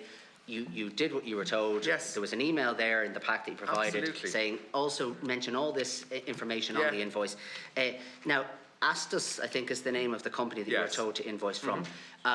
Did you ever meet any representative from Astus? No. Or was this just a new company that you were told to invoice? This was a company we were told to invoice. And that wasn't really questioned at all on your part, though, either? No. So if RTE asked you to pay, News Talk, would you have done that too? I mean, that's the question. Where is it? I'm being facetious because I'm just asking. All of a sudden, a new company, you're negotiating with RTE on a contract. You're told to invoice a different company you've never heard of. Where did that come about, and how come there's no question about that? That came from RTE. I know, I get that, but why wasn't there a question about who am I invoicing? I'm negotiating with RTE, and now I'm invoicing Joe Bloggs. I've worked personally with RTE for 23 years. I'd never have questioned working with RTE. And did they ever ask you to invoice a company you never heard of? We had never done a roadshow like this before. No, but so this in your is the first time. Though. So I assumed that it was Renault. Okay, and in terms of that Zoom call then, so the 7th of May, with right? G Forbes and RTE lawyers. Okay, and so were they the solicitors that you're talking about, the Trish Whelan and so there was three representatives from RTE, 2 from the solicitor's office and the DG. There was one from the solicitor's office, the DG, and myself, and then a colleague of mine. A colleague of yours who was on your side. Okay, and can I just ask then, in terms of just in the last minute or so I have. In terms of the toy show, the musical, because we've heard a lot about this, and we've heard there was a 2.2 million loss. Now, I know it's not Mr. Kelly, I know you're not directly involved, but you're an agent, obviously, on behalf of Mr. Tubridy. But Mr. Tubridy obviously works with RTE. Can I please answer that one? Well, we haven't got the question. Well, can I ask this, though? Yes. Were there staff members from the Late Late Show seconded to the musical, be it production staff, other personnel from RTE directly working on Toy Show the musical? The Toy Show the musical was something I had nothing to do with. So I know, but are you aware of anybody I think it's who's- only fair to say that you should put those questions to Well, we people in have, RTE yeah. about that, because in fairness, like that was not my. You're not aware of any staff that were No, if seconded there's- to from RTE to the Toy Show the No, musical? there might have been people working in parallel, but seconded is probably too strong a word. Okay. Okay, and then just in the last couple of seconds, can I just ask, probably Mr. Tubridy, given that you're the face, as was said earlier, of this issue. Yeah, that's been unfortunate. Yeah, so in terms of everything you've heard from your former colleagues in RTE, directors and executives, what has been the biggest inaccuracy that you've heard that you say, I know you've highlighted 7, but is there any one in particular that you want to highlight in on this afternoon? I think 7 is quite enough. Okay, thank you. Deputy John Brady, 10 minutes. I'd like to welcome our witnesses here this morning before the committee, and hopefully this meeting will go some way towards getting transparency, something that I think has been missing up until this point. I just want to establish a timeline, a clear timeline as to who knew what and when.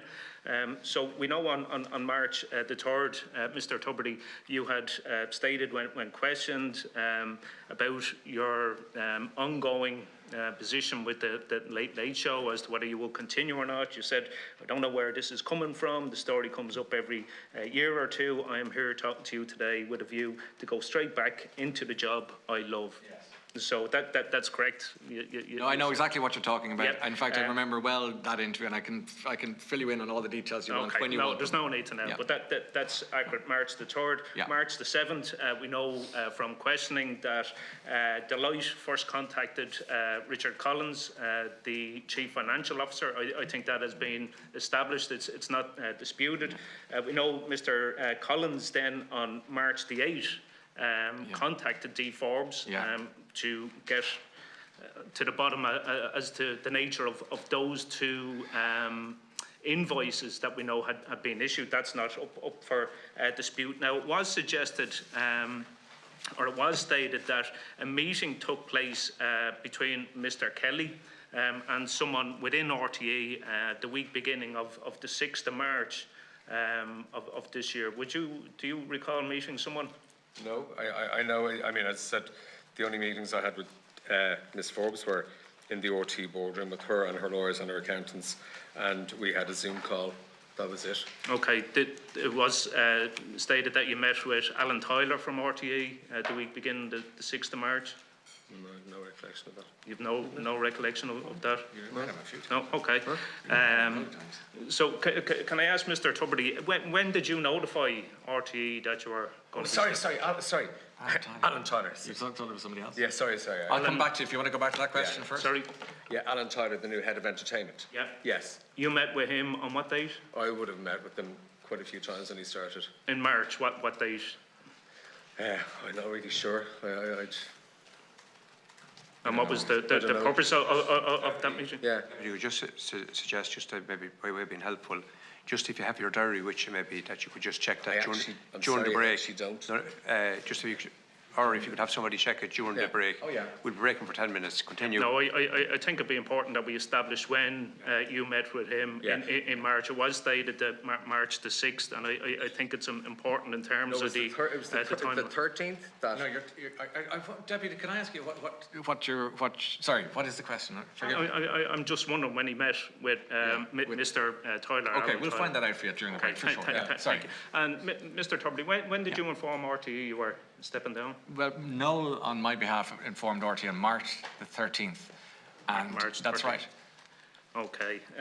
On the same day, you announced publicly that you were going to be stepping back from the Late Late Show.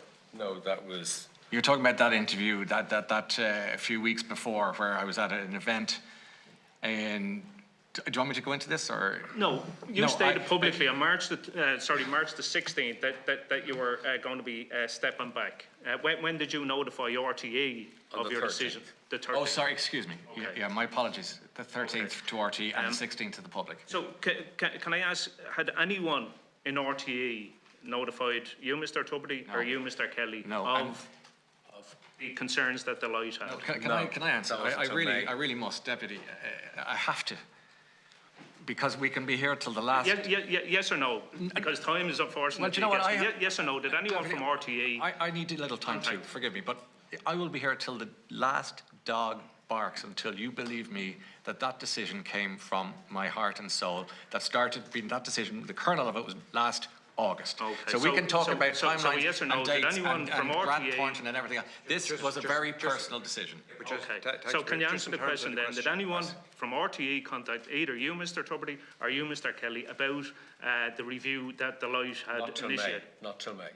Not till May. Correct. Not till May. Can I ask just in terms of the... I was the one who went in. Can I ask in terms of the tripartite agreement, which wasn't signed until the 21st of the 4th, 2023. A month and a half after the issue was first identified by the light. Why was that only signed at that stage? Because the agreement originally was supposed to be for 2020, the first lot of events, but then that was COVID. Then it went to 21, that was COVID. So finally 22, we did the first number of events.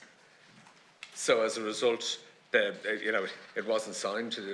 Okay, so we're expected to believe that it's purely coincidental that a month and a half after Deloitte identified these, questionable invoices, that you take this down off the shelf when everything had hit the fan, and you retrospectively sign it a couple of years after the contract had taken place, and that's just pure coincidental.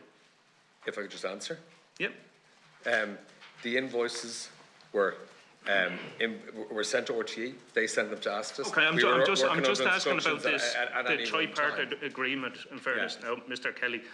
So it's purely coincidental that was taken down off the shelf and signed in April, a month and a half after Deloitte raised these concerns. Well, the agreement, the three people in the agreement is Renault, RTE, and we were a separate agreement just to provide services. So, just want to make that clear. Okay, so the services were turned over, and it's actually more of, I suppose, what will happen on the night, who will be there, how many people will be there. It's an operational thing, really. Okay, so you're leading us to believe it was pure coincidence that was signed in April, a month after Deloitte raised these issues, and a number of years after the contract had been formed or come about. So can I just ask in relation... On the 18th of April, page 35 in the PAC, Niamh, thank you for calling this morning. Email below is the one I mentioned, refers to the third side letter, which you don't seem to have in file. We don't seem to have a fully signed copy with Renault. We signed it later. The first contact with... but the first contact, we weren't concealing any issue. It was just a Renault. It was just a Renault. Can I just ask in relation to the commercial contract that you say it was Breda O'Keefe who came up with the idea of this commercial contract? That put it forward first. And is that a normal thing, or would this be unusual in terms of your negotiating on behalf of? To be honest, I would. That's an RTE thing. I don't know how, Okay, the people that you represent, would it be normal that RTE would put forward proposals for a commercial element to be part of the contract? Would that be normal or an exception? It would be exceptional, and this is exceptional because Ryan, as the host of the Late Late Show, and Renault as the sponsor of the Late Late Show, and the Late Late Show being owned by RTE, it is. Yeah, it's unique. It's an exception. No other cases of any of the other people. No other cases. So, in relation to the invoicing, then that we know there was an attempt, and there's a trail there that no names were to appear on the invoices. Whose suggestion was it to label them as consultancy fees? RTE. RTE. who in RTE informed you to put them down as consultancy fees? Geraldine O'Leary. Geraldine O'Leary.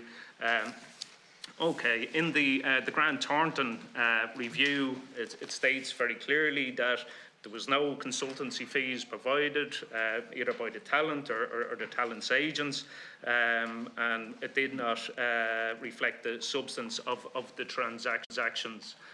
Can I ask you, the Chief Financial Officer under questioning last week, when he asked in relation to these invoices, the legality of them, he stated that it was, in his view, that the public had been defrauded because of the labelling of these invoices. So you clearly followed the instructions of Geraldine O'Leary to, I would suggest, purposely confuse the true nature of the invoices and what was being billed for. Would you agree with the Chief Financial Officer that the public has been potentially defrauded because of the issuing of these invoices by yourself and the payment by RTE of the 275,000?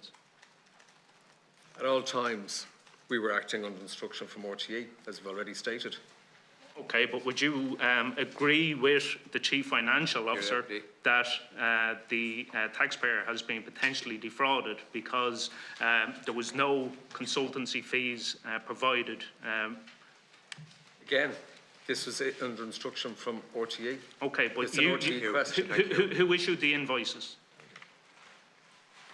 Who issued the invoices to RTE? Who issued the invoices? Yeah. We sent invoices to RTE, which RTE then You issued the invoices labelled consultancy fees, knowing that there was no consultancy fees provided. Deputy, so we acted under instruction from RTE at all times. Want to go before the break? No, Okay. no, because I was prepared No, for a break. we can agree to suspend briefly for 10 minutes, or you can wait till we take another speaker. Which does the committee want to do? Take another one? Okay. Well, you said Ronan. half 12 we were taking a break, Chair. I'm happy to do whatever suits them. Yeah, Deputy, no, we have to break for 10 minutes. Will we take a break? Yeah.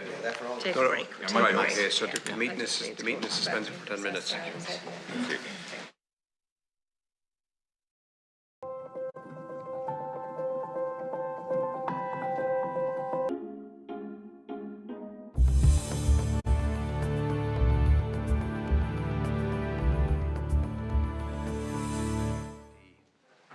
Which is member staff in RTE. Did you clarify that during the break?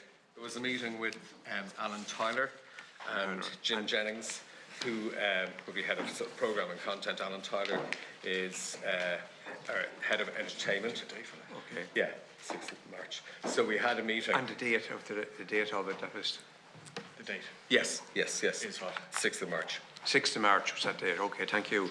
Next committee member is Deputy Verona Murphy. Thank you, Chair. And just in relation to that meeting, Mr. Kelly, was the topic Grant Thornton brought up? No, thank you. The topic was issues around, I suppose, well, really, the Late Late Show timings when it started. During COVID, the Late Late Show finished at 11 o'clock. Well, so the issues were around... And I don't mean to cut you off, but you're just categorically stating that there was a discussion. Sorry. Yeah, no, it was very much about issues around the Late Late Show and trying to finish it earlier, etc. Okay, thank you. But it does seem a bit odd that you'd have been having that discussion given Mr. Tubridy's resignation, or was it just for the remaining shows? No, it was before. It was before, and it wasn't related to it. Okay. Maybe do you want to talk about? Yeah, Well, no. Were you at that meeting? Yes, I was, yeah. Okay. But it had nothing to do, as you're categorically saying, there was no discussion. Deputy Murphy, like I said at the statement at the outset, it was one of the untruths I really wanted to clear up here today. And there was no connection between this fiasco and my departure from the Late Late Show. I promise you. So you'll have watched all of the previous engagements. So is it your view, Mr. Tubridy? And it's hard, like, I don't know, like, look, for a start, I'd like to say you're welcome here. Thank you for And that. it's nice that you came without having to be compelled. Thank you. But I think Thank you. it's not that anybody knows how to address you because everybody feels they know you. I know, I so prefer if you call me Ryan, but I well, understand it's that's not the nature when of you it. call me deputy, but Okay. even all that aside, Okay. it's superfluous. But the reality is this. you will have seen Mr. Adrian Lynch, who was the interim Director General, Yes. say that it was possible that you did know pre your announcement. Yes, that's very unfortunate. And do you feel, is it your view then, that Mr. Lynch threw you under the bus with that connotation? Mr. Lynch is entitled to his conjecture, but in this case it's incorrect. Okay. Well, let me move to your statement, because you have outlined 7 untruths. And to be fair, you've come here to give your side of the story, and we as deputies need to hear both sides and find the truth in between. But I think you have outlined in your statement 7 untruths. And what I'd just like to ask you, is it your view, and maybe this is for Mr. Kelly also, but is it your view that those untruths were intended to deceive not just the public, but the Public Accounts Committee into thinking that you two gentlemen were responsible for everything that has happened here? I think being frank with you, we watched some of the proceedings quite aghast. But is it your view that those untruths were intended to deceive? I would hope that in a more positive moment that wasn't the case, that this is a misunderstanding rather than an intent to deceive. I would hope, but maybe Noel has something better to say about that. I may not be as kind as Ryan.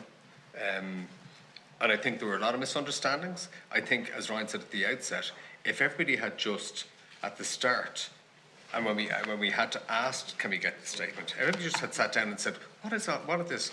Yeah. It's all there, it would have been explained. The 120,000, there wasn't 120,000, and on and on and on. Well, just in your case, Mr. Kelly, at some point Mr. Collins was being asked in relation to why he did not ask questions with regard to the invoices being raised with consultancy fees as the description. Yeah. He said that because, and I don't want to misquote, but Sure. the intimation was that yourself and Dee Forbes had he was aware that you had a particularly close relationship. Yes. Now, that's not what you said earlier. No, as I said, I've never even had a cup of tea with her.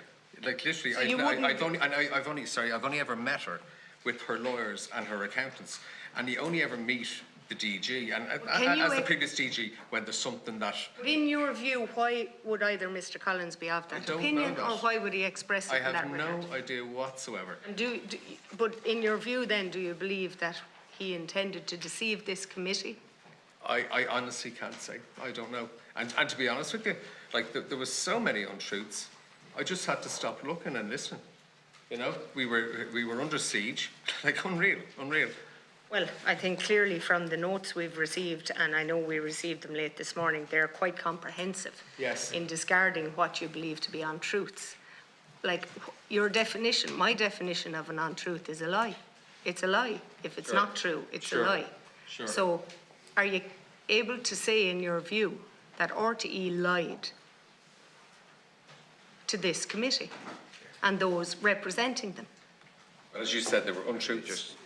Well, I think that. Careful with language. Well, I think I don't need to be careful, Chair, because the definition of an untruth is. Do you wish to answer that, Mr. Kelly, please, Mr. Tubridy? I think there's been a lot of lies, intentional or not. I don't know. Sorry, can you just repeat that again? I think there've been a lot of lies, and that's why we're here, intentional or not. I don't know. I don't know half of these people. I've barely met them. Would it be fair to say that, given that we've outlined our side of the story today, I would love the people to decide what the definition of a truth or mistruth or a lie is, in the sense that I would hope that they get some clarity today. Well, on that, Mr. Tubridy, has there been pre-litigation letters issued on your behalf, both of your behalves, at this point? No, I don't. Not at this point. That's for clarity. Yes, thank you. No, thank you. And I just want to clarify a number of things. You named Trish Whelan, Mr. Kelly. Yeah. Did Trish Whelan work for your office? No, or Trish Whelan is RTE legal. RTE legal. And Katrina Fallon? She's in the legal department as well. Both RTE legal? On RTE, yeah. Okay. And just, I want to go back because I've been trying to put myself in Dee Forbes' shoes for the past couple of weeks. I just want you to give me an outline pre the 19th of December. Is there any contemporaneous note of what gave rise to that email or that meeting that took place beforehand? We start, if I'm not mistaken, on the 19th of December with your documents. Oh, sorry. And it's proposed terms for new contract, and that's on the 19th of December. But I'm just looking from that perspective where the starting point was that gave rise to the commercial relationship, the 75,000 commercial relationship. Sorry, I was just looking for the. So what's the exact question? So the question is, if I was Dee Forbes? Yeah. I'm trying in my head to figure out what it was that you put to Dee Forbes that you say RTE came up with the plan, the scheme to give 75,000. Yeah. Like, what gave rise to it? So, the sponsor, RTE's probably biggest sponsor, and RTE wanted these events. So they came with the idea of the events, when they, like where they'd happen, when they'd happen, mini late roadshow, Ryan Tubridy, Renault associations. Okay, RTE completely separate to the contract. To Ryan's radio and TV contract. And the first 3 were done in year 3 because of COVID, and then obviously this contractually there's still another 6 out.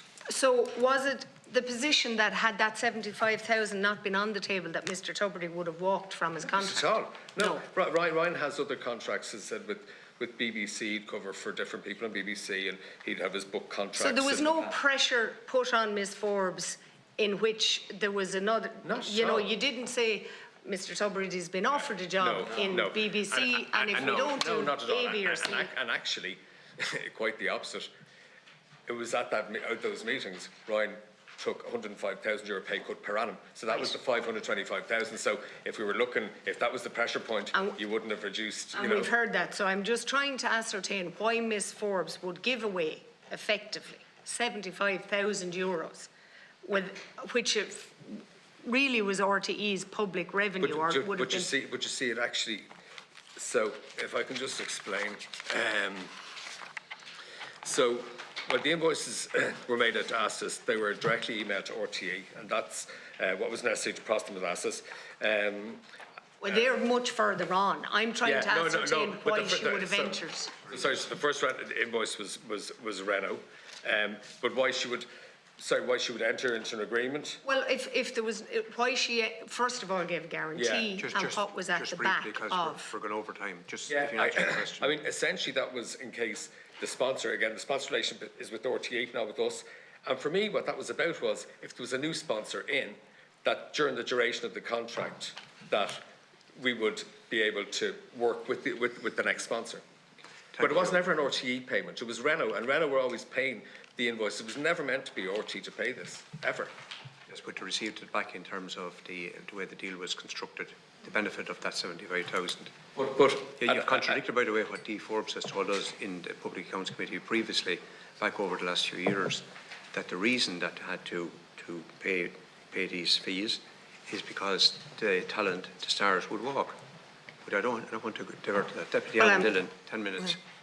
Yeah, thanks very much, Oireachtas, and I'd like to welcome our witnesses joining us today, and thanks for being here. Mr. Kelly, you said today that Mr. Tubridy is being made the poster boy for this payment scandal. Why is that the case? Why is that the case?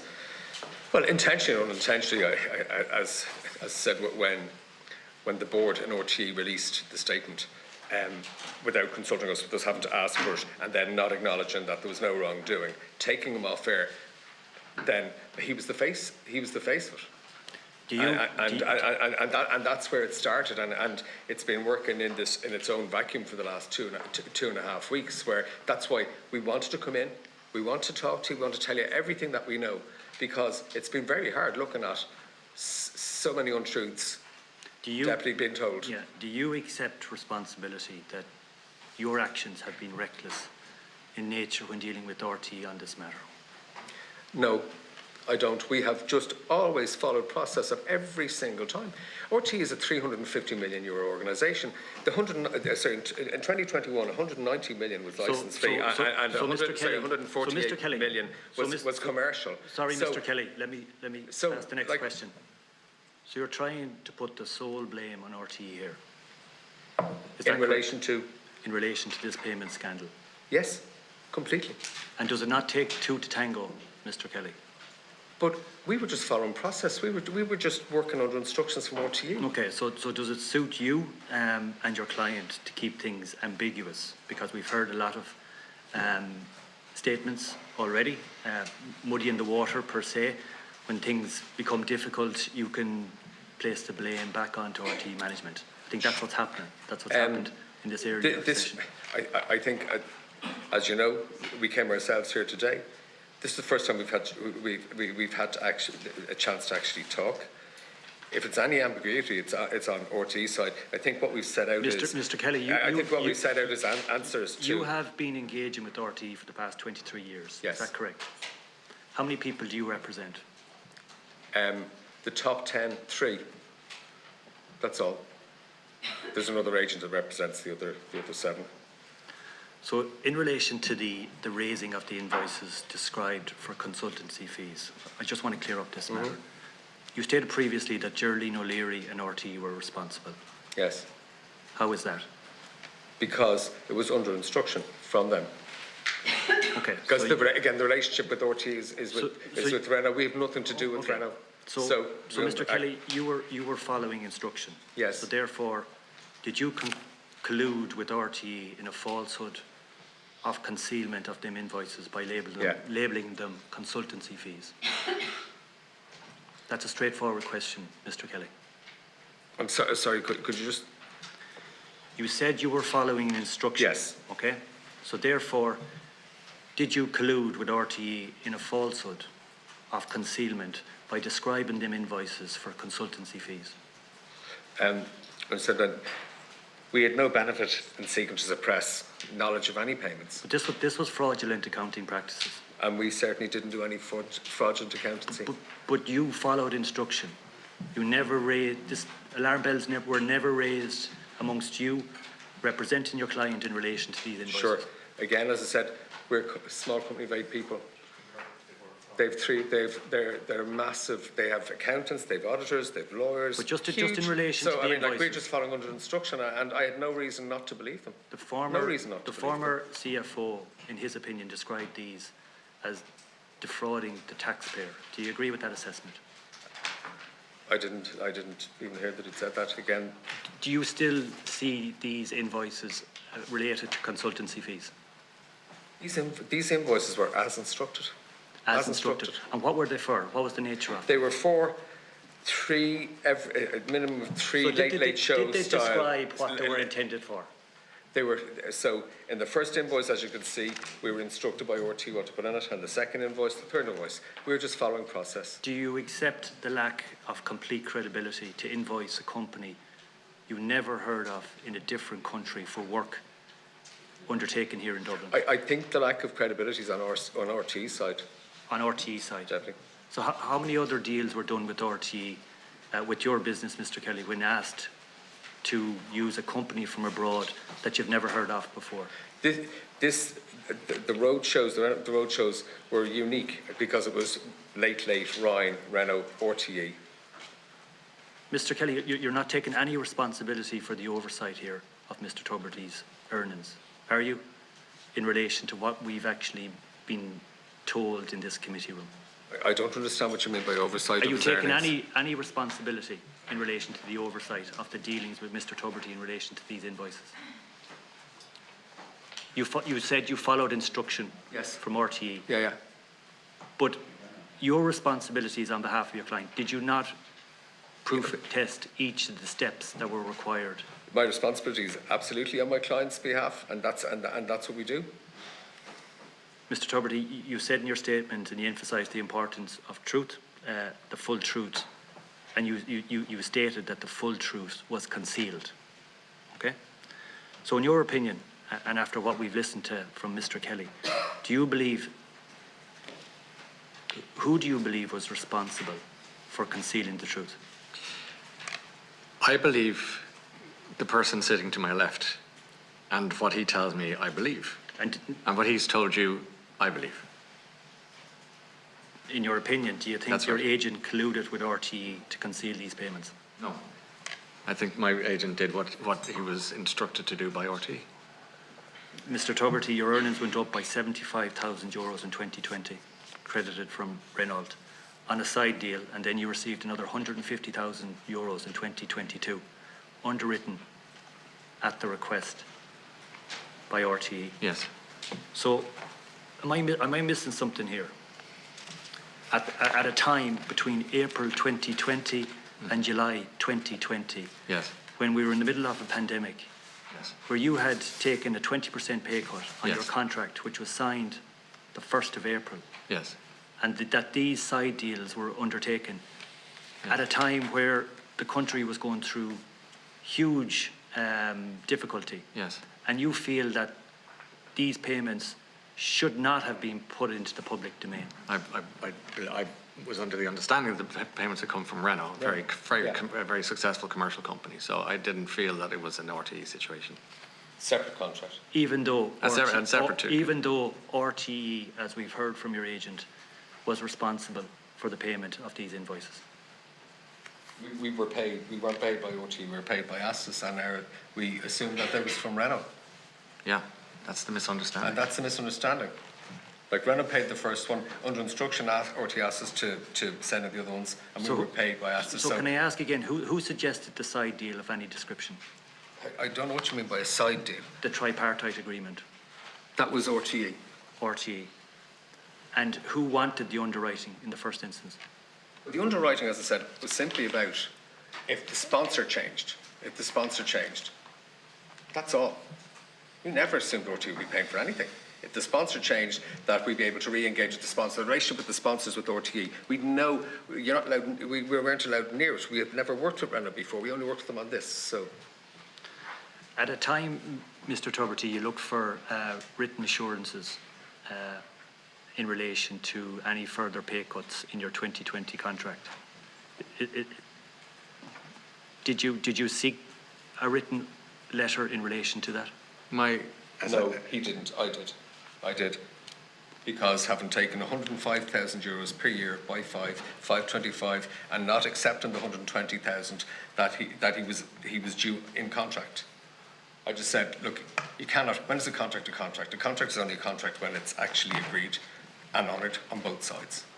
RTE claimed that they've completely rejected the claim of underwriting the Renault tripartite agreement. Do you accept what they say in relation to that? Well, I'd bring you to the most important email here today is on, page 10 of our book. And in it says, and this is from the previous CFO, we made good progress on what the commercial agreement would be. We had to agree to one in Dublin, two outside Dublin. Again, all directed from RTE. What date is on that, Mr. Kelly? So that was 20th of February 2020, which are RTE-led late show events. We can provide you with the side letter to underwrite this fee for the duration of the contract. And the underwriting wasn't about final. We never like, how would we know RTE were going to be paying for it? What the letter was about was if the contractor, if the sponsor changed, that we would be able to work with the other sponsor. Thank you. Deputy McAuliffe. Thank you very much, Cathaoirleach, and to the witnesses. And look, I should start from the outset by saying we have a very clear remit at the Public Accounts Committee to get to the bottom of what's happening, and certainly your presence here today is very welcome. You've provided additional information, and I thank you for that. I also want to note, Mr. Tubridy, that in your opening statement you say you have great credibility, or you have great respect for the institutions of this House, and I think that statement has great credibility. I've listened to you for a long time, and I appreciate those comments. It's important. The difficulty that we have is that for whatever reason, something happened here. And essentially, RTE reduced its income by €75,000, and in turn, €75,000 was paid to Total Productions. It was paid to Total Productions, albeit for additional duties on your behalf. So who knew what and when is really important, because that is essentially what happened. €75,000 of a credit note was given to Renault. In return, €75,000 was given to your production company, and you did additional duties. So it's really important that we know who and what, and that is why some of the information you've given us is really crucial. You've said very clearly that one of the truths you wish to lift is that you're an independent contractor, and I accept that. But would you accept that this arrangement with RTE is not like work you've gathered from other companies like the BBC and so on? In essence, RTE facilitated it, it introduced it to their clients, they were party to the agreement. The events followed the late format, which is mentioned in the agreement. RTE paid for the staging and the catering and so on. So it's not fair to compare this contract with other contracts that you gain entirely separately. Would you accept that? Yeah, that's a fair observation. Yeah, okay. And so the suggestion is that RTE created this arrangement in order to bolster your income.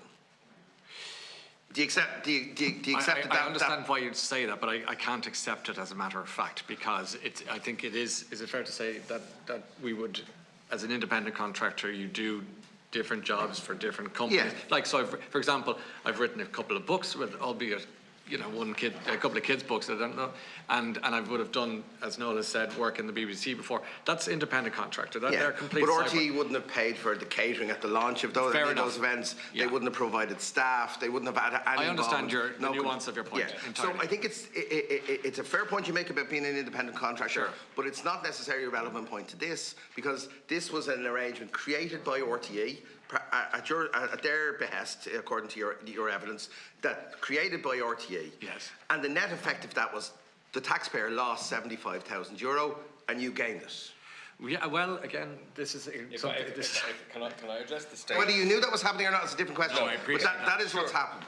If I can address the first question in relation to the staging, as a sponsor-related showrunner, we're perhaps the most important sponsor in all sponsors, and the fee paid by the sponsor-related show would dwarf any other sponsorship that they'd had. RTE was focused on keeping Renault happy, maximising the potential of their investment and the Late Late Show.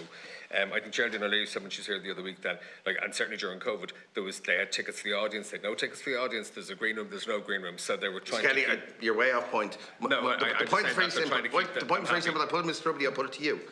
Do you appreciate that that RTE lost €75,000 worth of income as a fact, and that Mr. Tubridy's production company gained $75,000 as a result of this tri-party? Well, no, I completely disagree with that. So no, but you can't disagree with that, because that's what actually happened. I know, but if I can, just from our side, please explain.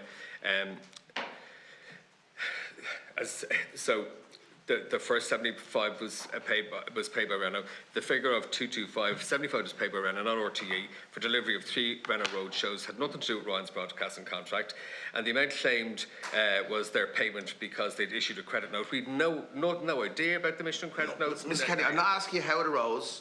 Mr. Kelly, just for a moment. Sure. I appreciate you referring to yours. I'm not asking you how it arose. I'm asking you, do you accept that RTE reduced its income from Renault by €75,000 and that Mr. Tubridy gained €75,000 additional income for additional work? Sure. I think with RTE and Renault, that's completely between RTE and Renault. Of course, but my point is, do you accept that that's what happened? Our understanding of what they do, like, as you can see, so I'm taking that you accept that that's the fact of the situation. So we've no idea what Renault do. In relation to Ryan's contract, it was Mr. Kelly, the crux of the problem is that is what actually happened, and we need to find out who knew that, because it looks like there's an attempt to deceive. Okay, well then, if that's the question, we were deceived as well.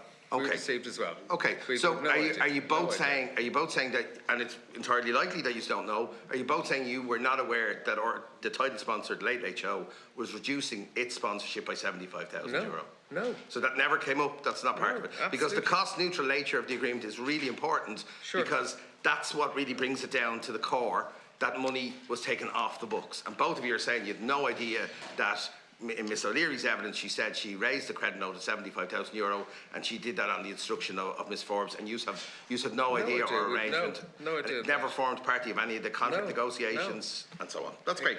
Okay, look, that's important to get on the table. Okay, Mr. Tubridy, the difficulty with that is that I suppose a lot of your colleagues would have taken reductions, and they would perceive that this additional arrangement, arranged by RTE, was not in the spirit of what was happening at the time.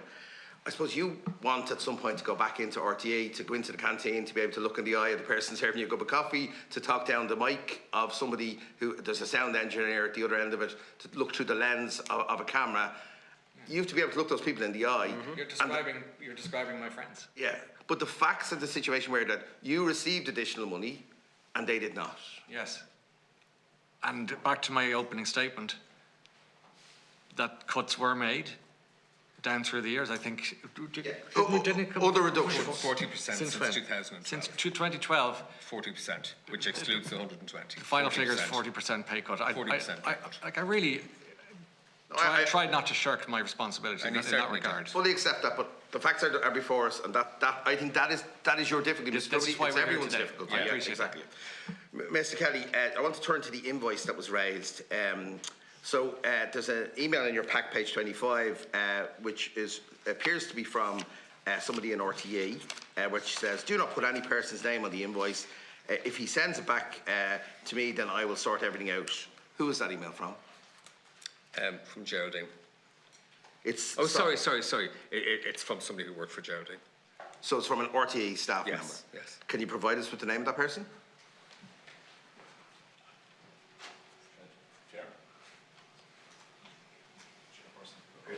Sorry, we were instructed. I'm happy if you want to reflect on it. GDPR, and it's a GDPR issue. Yeah. Okay. It looks very clear to me, as somebody responsible for public money, that when someone says in an email, "Do not put any person's name or invoice on the invoice," it's important for me to know who that was. I'd ask you to reflect on that, and if you can provide us the name, I will be asking RT the same question. The second question then is, on the 7th of May, there was a meeting, a Teams meeting, and there was 4 people at that meeting. Can you tell us who the 4 people were at that meeting? So that would have been Trish Whelan, one of the RT solicitors, Dee Forbes, myself, and a colleague of mine, Niamh. A colleague of yours. Yes. So the 4th person that we haven't been able to identify so far was a colleague of your own. Yes. Again, useful information. Okay. So I then turn to the issue of the invoices. And I have to question Mr. Kelly, you on this point, because this is the invoice for the first €75,000, and these are the invoices from the other 2 €75,000. Yes. One by Noel Kelly, the other 2 by CMS. Yes. One with the full description, the other 2 without the full description. Yeah. All relating to the same 75,000, all relating to the arrangement with Renault. You're the only one that raised these 2 invoices. It really strikes at the credibility of what you're saying, is that you treated this separately from this. Even after RTE's instruction, you treated them separately. Would that be fair? Again, we were under instruction. As you can see, description from RTE, refer back to that. But the invoice were raised with you. You have a fiduciary responsibility as the director of your company. You raised 2 for the same 3 payments. You raised them under different companies, and you raised them for different reasons, and to invoice them to different people. Yeah, and they were sent under instruction to RTE, and we presume that Renault were going to be paying this. Okay. Last point. You're very clear, and you say that you should stress that NK management had no idea who Astis were. They had no reason to think that Astis was linked to RTE, and no reason to believe that it was being made on behalf of RTE. Would you be surprised that your name is also mentioned elsewhere in the Astis accounts? Was this the rent, the barter account? Yeah, sorry. So on the 30th of the 11th to 2018, there's a reference to €2,394 raised in relation to a charity lunch by Noel Kelly in aid of Chernobyl. Right. That's an RTE issue. No, but my understanding is that obviously a fundraising lunch, and I'm not reflecting on the charity in any way. Sure. But it does strike to the heart of your suggestion that you didn't know what Astis was when there was a previous arrangement involving a charity lunch, albeit where the Astis account was invoiced. again, Deputy, like... Well, perhaps you might help us. If you could tell us how that invoice was invoiced in the past and it had no connection with Astus, your story stacks up. If there's a previous invoice, if you told somebody to invoice Astus for the lunch, the charity lunch that you held, then the story doesn't. And I'm not. I don't have the facts before me. I'm just asking you the question. And just clarify that, please. Sorry? Just clarify that point for him. Yeah. Please, briefly. The lunch in question, RT wanted to take a table, so they, the people that were organised, they asked them to invoice that. So RTE told the charity to invoice Astus. You didn't know Astus was invoiced. No. Okay. No. Ryan Kelly. No. Thank you, Chair. Just to stay where we're kind of at the moment, because I read your documents and they were too late. It was insulting, by the way, for the committee and for the staff. It didn't go down well, but I did find your documents quite compelling and a very strong rebuttal. Some of my initial thoughts was beginning to fall apart a bit. RTE, and they're watching this obviously, and the DG is watching this. The statement that RTE issued this morning is astonishing. If the DG is not watching this, somebody tell him that whoever issued this and how it was issued, because it's quite obvious from the documentation, in fairness to yourselves, that you provided in relation to the side payment or side deal. As the email from RTE from Breda O'Keefe says, we can provide you with a side letter to underwrite this fee for the duration of the contract. It's quite obvious that evidence is very compelling to our committee based on the evidence we've been given before by RTE, and completely contradictory. The two of them totally opposite. So that's a big tick mark on your side. However, on the other side, there was no 20% drop in salary, in real terms. And to say so has no credibility whatsoever. Zero. Given the 75k and the various different payments, it was absorbed in a different way that's quite obvious. The second issue, which brings huge amount of credibility, is you must have said, Mr. Kelly, about 15 times you were acting under instructions from RTE in relation to the payment processes. So the first payment goes through Noel Kelly, one of your companies, and that's ran out the first year. And the second one's through Atos, through CMS. So why the switch over? Okay. But the real issue is, I've all these emails coming into me from these whoever Nigerian cousins saying I won the lotto and they're instructing me to do the following X, Y, and Z.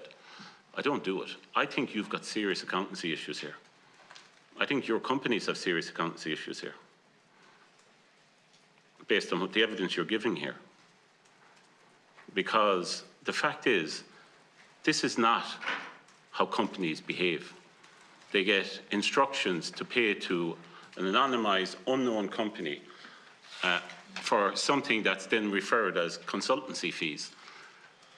And under a contract that has been negotiated with RTE for private work outside, and then switches from Noel Kelly to CMS for the second and third year. None of this is credible. It doesn't stand up. So that's where your arguments are falling down. Now, I want to base some questions. Firstly, you talk about, and you mentioned the 20%, and sorry, short answers purely because of time, not trying to be rude or anything. The 20% drop. In the years 2015 to 2019, then 2019 to 2023, I'll ask this question to Ryan. Your work schedule. So Mr. Kelly has said you took a 20% drop. I think all of us know here now that that ain't accurate. But your work schedule, were you doing the same amount of hours on all the shows? So are we comparing apples with apples, oranges with oranges? Was there a change between 2015 to 2019 and 2019 to 23 in relation to your hours of work? So then we can correlate again across how much of a drop in pay there actually really was based on hours worked. You're trying to establish the percentage of the pay cut I took in the years from... No, I'm asking you a very simple question. No, I'm sorry, this I know, is it's not my tiresome, strength. I know. No, it's not tiresome, it's just, it's not my ballpark. Okay, but did you do the same amount of hours on your radio show and TV show from 2019 to 2023 as you would do per year 2015 to 2019? I would imagine so, yeah. Okay, so it is the exact same? Yeah. Okay. 205 1-hour radio shows could go up to 2, and then 38 2-hour radio TV, minimum 2-hour TV shows, but that could go on till 12 o'clock, could be 2.5 hours, just depends. So you didn't look for any changes in the contract to lessen the amount of hours or lessen the in time or anything like that? I think that there were conversations insofar as the big issue is that I can answer sorry, the longer the duration of the Late Late Show, the more sponsors, the more advertising that actually goes in. I understand there was a pushback in relation to, we asked if we could finish the Late Late at a hard 11:30. So that would have been 2 hours, and 2 hours is in the contract, but sometimes went on to 12, 12:15. I know. I know. You know the score. It can go late. But my point being is, was there any changes in relation to your hours in actual real terms, contractually or anything? And you're saying no. No. Okay, fine. I just want to get back to the CMS versus NK issue, because I'm very interested by Paula Malouly's kind of overlap of various different emails to yourselves in relation to the audit that came through. It's interesting that she asks, you confirm the invoices, or she asks about the invoices on May the 3rd in relation to the 275,000. And, you know, the emails go to NK management, but the response is from CMS. The response is information from CMS. My issue here is, CMS, do they do, or have CMS done a large quantity of work with RTE separately? No. None? No. Why would NK management, why would that be swapped out and CMS put in for payment purposes, communication purposes from a corporate management point of view? As I say, I own the two companies, and sometimes we'd invoice out of one, sometimes out of another, and they'd cross invoice, so there's no... But like, throwing your eyes to heaven saying the crossover. No, from a corporate governance not point of view, my do you think that, from a corporate governance point of view, from an accountancy point of view? Sure, again, we were asked to invoice. We were asked how to invoice, when to invoice. Yeah, but sorry now, I'm going to be straight. I don't buy any of that. I don't think anybody listening, watching, here in this room buys that. As I've said earlier on, it's not. I think Deputy Dillon and Deputy O'Connor went through this. This is not appropriate and how things should be done. Okay. So, in relation to NK management, can you tell us, there was a new company set up, Noel Kelly Management Nominees Limited, registered on the 16th of March 2023. So this is a third company. Yeah. And what's the purpose of that? I'm not here to discuss that. Okay, fine. I'm here to discuss fine. exactly So what's it's not, but it's nothing to do with anything to do with here. Yeah. It's not, obviously. No. Then. Right, that's fine. In relation to, so from your perspective as regards, you sell, you get advertising clients into RTE on the one hand, and obviously you represent various different clients as an agent to the stars or talent, whatever phrase people are using these days, on the other hand. So there must be you're doing significant amount of business for RTE as regards generating advertising revenue on the one hand, and obviously negotiating fairly significant contracts for your clients who work in RTE on the other hand. Is that a fair statement? No. No? No, no. So, for instance, we have a young chef on our books, and sorry if you just sorry, no, but I'm just trying to explain. A young chef on our books, and then we got that chef a book deal, right? So now the chef's an author, yeah, and then we got the chef a TV show. Some of the money that so the issue is there's a huge lack of funding for programme making, so we would try and get sponsors to help make. But you do get sponsors for RTE for advertising purposes for shows. No, it'd be for completely independent shows. That okay, RTE, well look, I'll be honest with you. Buy, but I'm you're just not saying going to give me this information. I'll be asking RTE for the last 10 years based on advertising and clients, all of that. So we'll be getting all that. Sure. My last three very quick questions to Ryan. Earlier, your agent or your representative, Mr. Kelly, said a contract isn't a contract unless it's agreed by both parties. So how do you stand currently as regards your relationship with RTE? Are you employed or not? How do you perceive that? That's the first question. Okay, second question, you can take these down. That's the first question. Second question is, in relation to the one of the gigs with Reynolds, there was an invoice for 847 for somebody to assist you or something. You might draw a light on that because a number of us would. And thirdly, and this genuine, honest question, Toy Show the Musical has been an unmitigated disaster, right? Conceptually in every way. In fairness to you, you had zero to do with it, right? You didn't promote it, weren't involved in it or anything. But from the outset, did you think that this was a disaster and a bad idea and you didn't want anything to do with it? They're my three last questions. Just briefly, Mr. Tubridy. On all three? Yeah, just very briefly. My understanding is I am still in contract with RTE, yes. And my aim and hope is to go back to work. Fair enough. The billing you referred to was a car service from Dublin to Drogheda and back all in one night. I can go into further detail if you wish, but that's what that is. For you or for somebody else? Oh, no, for me. Okay. And thirdly and finally, the Toy Show, the musical. I think that the people in RTE were trying to dream big. I always wish them well with that, but it wasn't for me. Okay, thank you. Deputy Catherine Murphy. Thank you, and you're very welcome. Thank you, Deputy. Just want to go back to the invoices, and like invoices are not, Mr. Kelly, are not a creative document. They're intended to be a true record to say what service has been provided or what work is done. So essentially, both sides were complicit in what the chair of the board said, you know, designed to deceive. And so, like, do you accept that, or did you challenge that, you know, that this...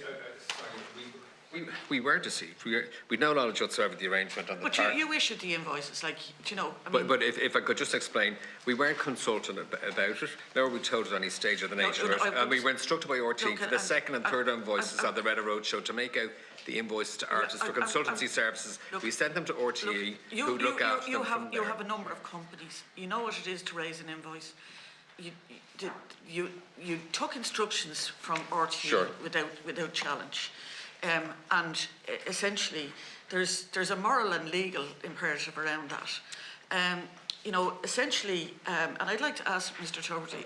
Sorry, can I just finish that? At the time, we didn't know who Astis was, and we presumed that they had a relationship with Renault, and we were following instructions, and we got paid by Astis, not by RTE. Yeah, this following instructions, it's called the Nuremberg defence.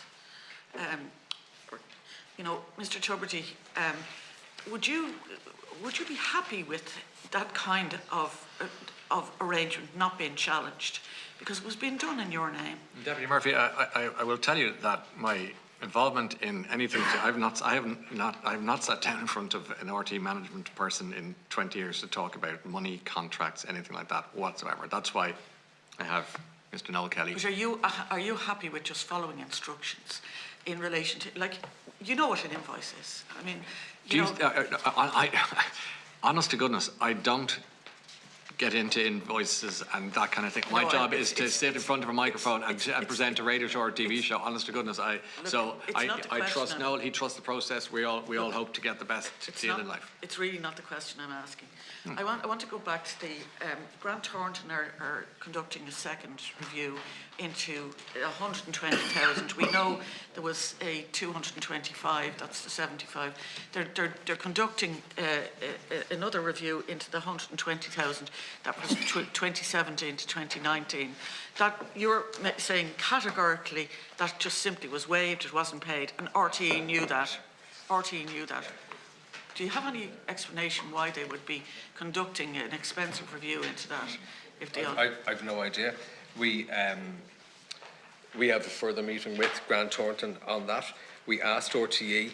Bear with me 1 second. Sorry. we asked RTE.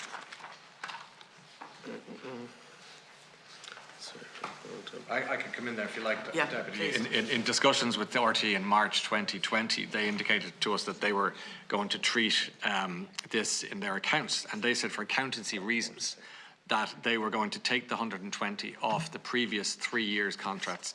So that's 50 in year 5, 50 in year 4, 20 in year 3, extraordinary figures. And we said that this didn't make any sense, as we had neither invoiced or received or refunded the 120. So how could it be deducted in? This is the question we were posing to them, saying this seems kind of mad.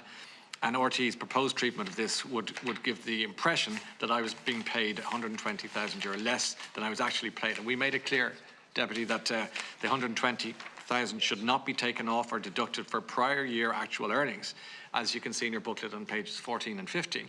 And RTE appeared to agree with our point, and it accepted our amendments in the final letter of agreement on this issue. Again, page 16 of the documents provided. However, on the 21st and 23rd of January, when the top 10 earners were published, RTE appears to have reverted, oddly, to their original stance and deducted the 120,000, as they originally said they would do. So we were obviously very surprised to see that. Right, okay. Just in relation to the, you did open by saying that you're a contractor, and we think we all understand an independent contractor, independent contractor. But RTE wouldn't normally find you work as an independent contractor, you know, and that's why this is not ordinary. This is not ordinary, and that's how it's impossible for us to separate out. I understand the difference between the Renault contract yeah. and your salary. Yes. Because effectively it would be RTE finding you work, where you would normally find that work yourself. Again, I would hand this to Noel, because he's the one who finds the work, if you will, and negotiates sure. the contract side of things. Okay. The value with Renault or for RTE is keeping Renault happy as a sponsor, keeping them on board and making sure that they come back season after season. So that's really why RTE wanted to do this. They're the biggest sponsor that they actually have. So yeah, can I just ask you? I'm very short on time. Can I? And I'm trying not to be rude, but it's just. Did you know, Mr. Kelly, that Renault had insisted on the commercial agreement was done on a cost-neutral basis? No, I had no idea. Because that, you know, no obviously. Because we invoiced Renault. We had no idea. Okay. No idea. Just in relation to like Mr. Kelly, who would you normally deal with when you're dealing with, you know, the contractual arrangements for your clients? I suppose, and it depends really. Like some of our contractors might do 8 1.5-hour shows in a year, and that's it. So, but you wouldn't normally deal with the director general. No, that would only be on bigger contracts. So generally, it would be the head of radio. And so some contracts just radio only. You do a 1-hour radio show once a week, or you might do. So D4s was not the only one that would have been aware of all of this. No, we've been told. No, absolutely that was only one person had an overview of all of this. Couldn't have been, and that's why I find this whole thing so bizarre. But in relation to some guys might just have a 1-hour like a 1-hour radio contract. Some would have a TV contract. Some might have a bit of radio and a bit of TV. And so it would depend, head of TV, under head of TV, executive, MD of TV, MD of radio. It would just depend where it would sit. And then you'd have an overall, like Alan Tyler,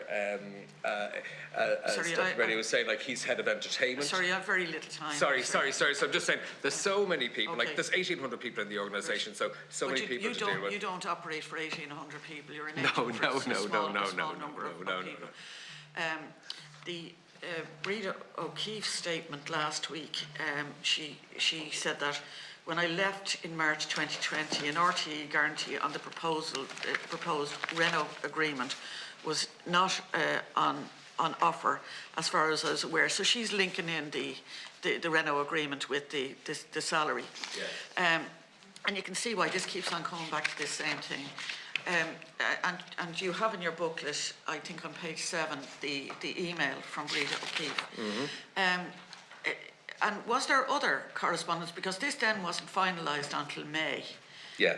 And the RTE statement this morning is telling us that the February agreement is being characterised as a contractual commitment. If I can explain, the whole purpose of this, it wasn't about contract, not contract. The whole purpose of this was other people knew Bardee Forbes. That's the whole point. And all along, and it was said to you, like the week before last, central to this, nobody else knew. There was no secret. There was no secret. And this is the secret piece. So there was no secret whatsoever. We don't, there's no secret. Yeah. I mean, given all of all you've listened to over the last few weeks, Mr. Tubridy, and you say you want to go back and work on the radio, it seems to me that, looking at it from your perspective, that appears to come across as strange, given the all of the issues that you've documented in your booklet and the opening statement. What's strange? Excuse me, sorry. Like wanting to go back to an organisation that you obviously feel has badly damaged you. I've been badly damaged by the last 3 weeks, Yes. to be honest with you, but not necessarily by RTE as an institution. I think there are people that I'm trying to get back to work with, like most decent Irish people. They're in there making an honest living, and they're working hard to get together the shows, and I want to be back with them. I had my beef, with some people there, as is obvious in the documents, but I still see my future there, yeah. Okay. Thank you very much, Chairperson. I just want to take the opportunity to welcome both of you here, and I think it's important to reference that you were not compelled to be here, which is obviously welcome. Mr. Tubridy, the first question I have for you is, when you have a major guest coming on the show, how long does it take you to prepare for that? Well, forgive me, it's an odd question. Do you mean on the night of a show? No, or? Come on, it's a good question. I just want to ask, how long does it take you to prepare for a major act coming on the Late Late Show? It takes days and weeks. Okay. This is a 39-page document, right? Just for people who are not aware what it looks like, this document was provided to us this morning. This came into our Microsoft Teams account this morning at 8:23, if I'm correct, right? Yes. 39 pages. Yes. The meeting commenced at 10:30 in private session here today. Yes. That's not that much time to go through 39 pages. I understand. Can you accept, just 1 second. Yes. Can you accept how it's not physically possible for anybody here to comprehensively go through that information? That was unfortunate, and I have to say I do apologise to every single member of the committee for that. It has been a torturous 3 weeks. Please allow me to finish the sentence. Unfortunately, you have to. What's gone missing in the last 3 weeks forgive me. Yeah, just briefly. There's been a humanity bypass a bit here. Okay, so I just bear with us. We have worked tirelessly to put this document together. Okay. And we got it in when we could. And I apologise. Thank you. Look, I appreciate your apology and accept it. And you know what? Purely from a human perspective, I think all of us here understand this is difficult. We're politicians. We know what it's like. Okay, to be dragged through the rigour. And unfortunately, this is the next point of questioning I wanted to come to anyway, Mr. Tubridy. So you have moved on to that properly. Look, the reason this has erupted is because of the work that was done by the report, by the audit that identified the pay arrangements, and which we've discussed already with the Executive Board of RTE. I just want to get a clear picture. When did you first become aware of the, I suppose, issues that were brought to light through the audit that was carried out? When did you first get knowledge of that audit being carried out? I'm going to say, what are we on now? July, June, maybe just when they started to be honest with you, when they issued the statement was when I really became engaged in this story. I had no idea this thing was just going to clarify, I think that's a really important question. I'm not trying to trip you up. No, I appreciate that. I'm telling you the truth When did myself. you become aware that report was being carried out? Pardon me, I'm sorry. I'm just asking you once again. I just want to ask you in relation to the report that was carried out. Yes, of course. When did you become aware of the Grant Thornton report? The 26th of June, 2023. Okay, so the 26th of June, 2023 was the very first time that you had knowledge That the I Grant had knowledge, Thornton yes. report it was being done. And can I ask that in relation, the same question, in relation to Mr. Kelly? Obviously, if they were delving into the pay arrangements, which they did highlight concerns with, was that the same for you? No. For us, it was in May. We had a meeting with Grant Thornton, and there was May 23. Is that correct? May 23. That we had a meeting with Grant Thornton. Is that the first time that documents were requested from your agency, your company, in relation to Mr. Tubridy's pay? On the 3rd of May, RT Legal emailed us and asked us about invoice queries. On the 26th of May, RT Legal wrote to us and said that Grant Thornton were investigating the process. 31st of May, we met with Grant Thornton and discussed everything with them. On 23rd of June was RT's first statement, and then 26th of June, we only received the report. We only received the report on the 26th of June. We didn't get a copy of the report. Okay. And when did you first alert Mr. Tubridy that the report was being carried out and that perhaps you may have had concerns? Was it the 22nd of June? The 22nd of June when the statement came out from RTE, the statement, and then they released the report. We didn't even have the report. Yeah. And so at that stage, that's what we were saying. So that happened on the Thursday. And then it was 4 days later before they put in the correction saying that there was no wrongdoing on behalf of Ryan Tubridy ourselves. And then at that stage, Ryan was off air, and so the whole thing. So had they, what did you say, not be so hasty, or that there was... If they hadn't rushed everything out, Yeah, 99% of this whole thing wouldn't be an issue, because we would have given them everything they wanted if they simply asked questions. The reason I want to ask you this question, I think it's for your own benefit, Mr. Tubridy, right? And I know that you may feel I'm being some way indignant with you, but I'm not. Not at all. I totally understand what you're saying. The reason I'm asking it is because it's crucial to us understanding and verifying that your information is correct, that it was nothing to do with your decision to step down from the Late Show. Sorry, that's why I'm asking. You're trying to clarify the latest. No. That's clarified. I'm content with that. I'm happy to hear the next thing I want to move on to is in relation to the deal surrounding Renault. So in 2020, the first year of the deal, correct to say, was 2021, wasn't that right? Yeah, the first year should have been 2020, and then it would have been 2021 up to 24. But obviously with COVID, there was no events on 20 or 21. So the first lot of events actually happened in 22, when we had the first road shows out in Cork, Dublin, Drogheda.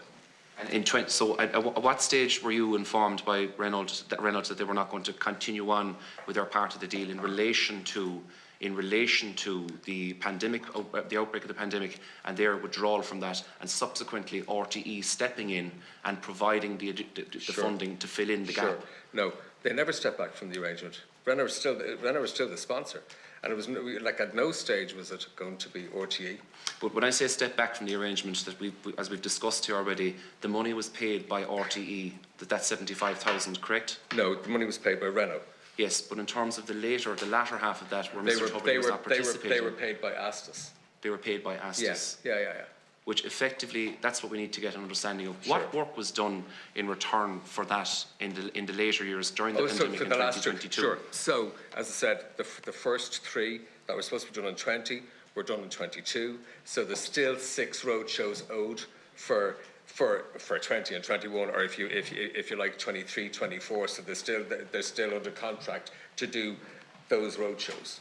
So you're saying to me that those are owed, effectively that you have to go on and do them subsequently, but you were paid in advance, Mr. Tubridy. Yes, the service is outstanding. I absolutely am good to that. No, I must ask, from the point of view of reputational damage, right, and I think this is key, did you not assess that going into the pandemic, and we all know how difficult it was, and you broadcast throughout it with great admiration and respect from the population, but did you in any way say to yourself, this is a dangerous situation, because the published figures in relation pertaining to my salary that have been published in newspapers, I think the Irish Independent were publishing those figures, were not reflective of your actual take-home pay.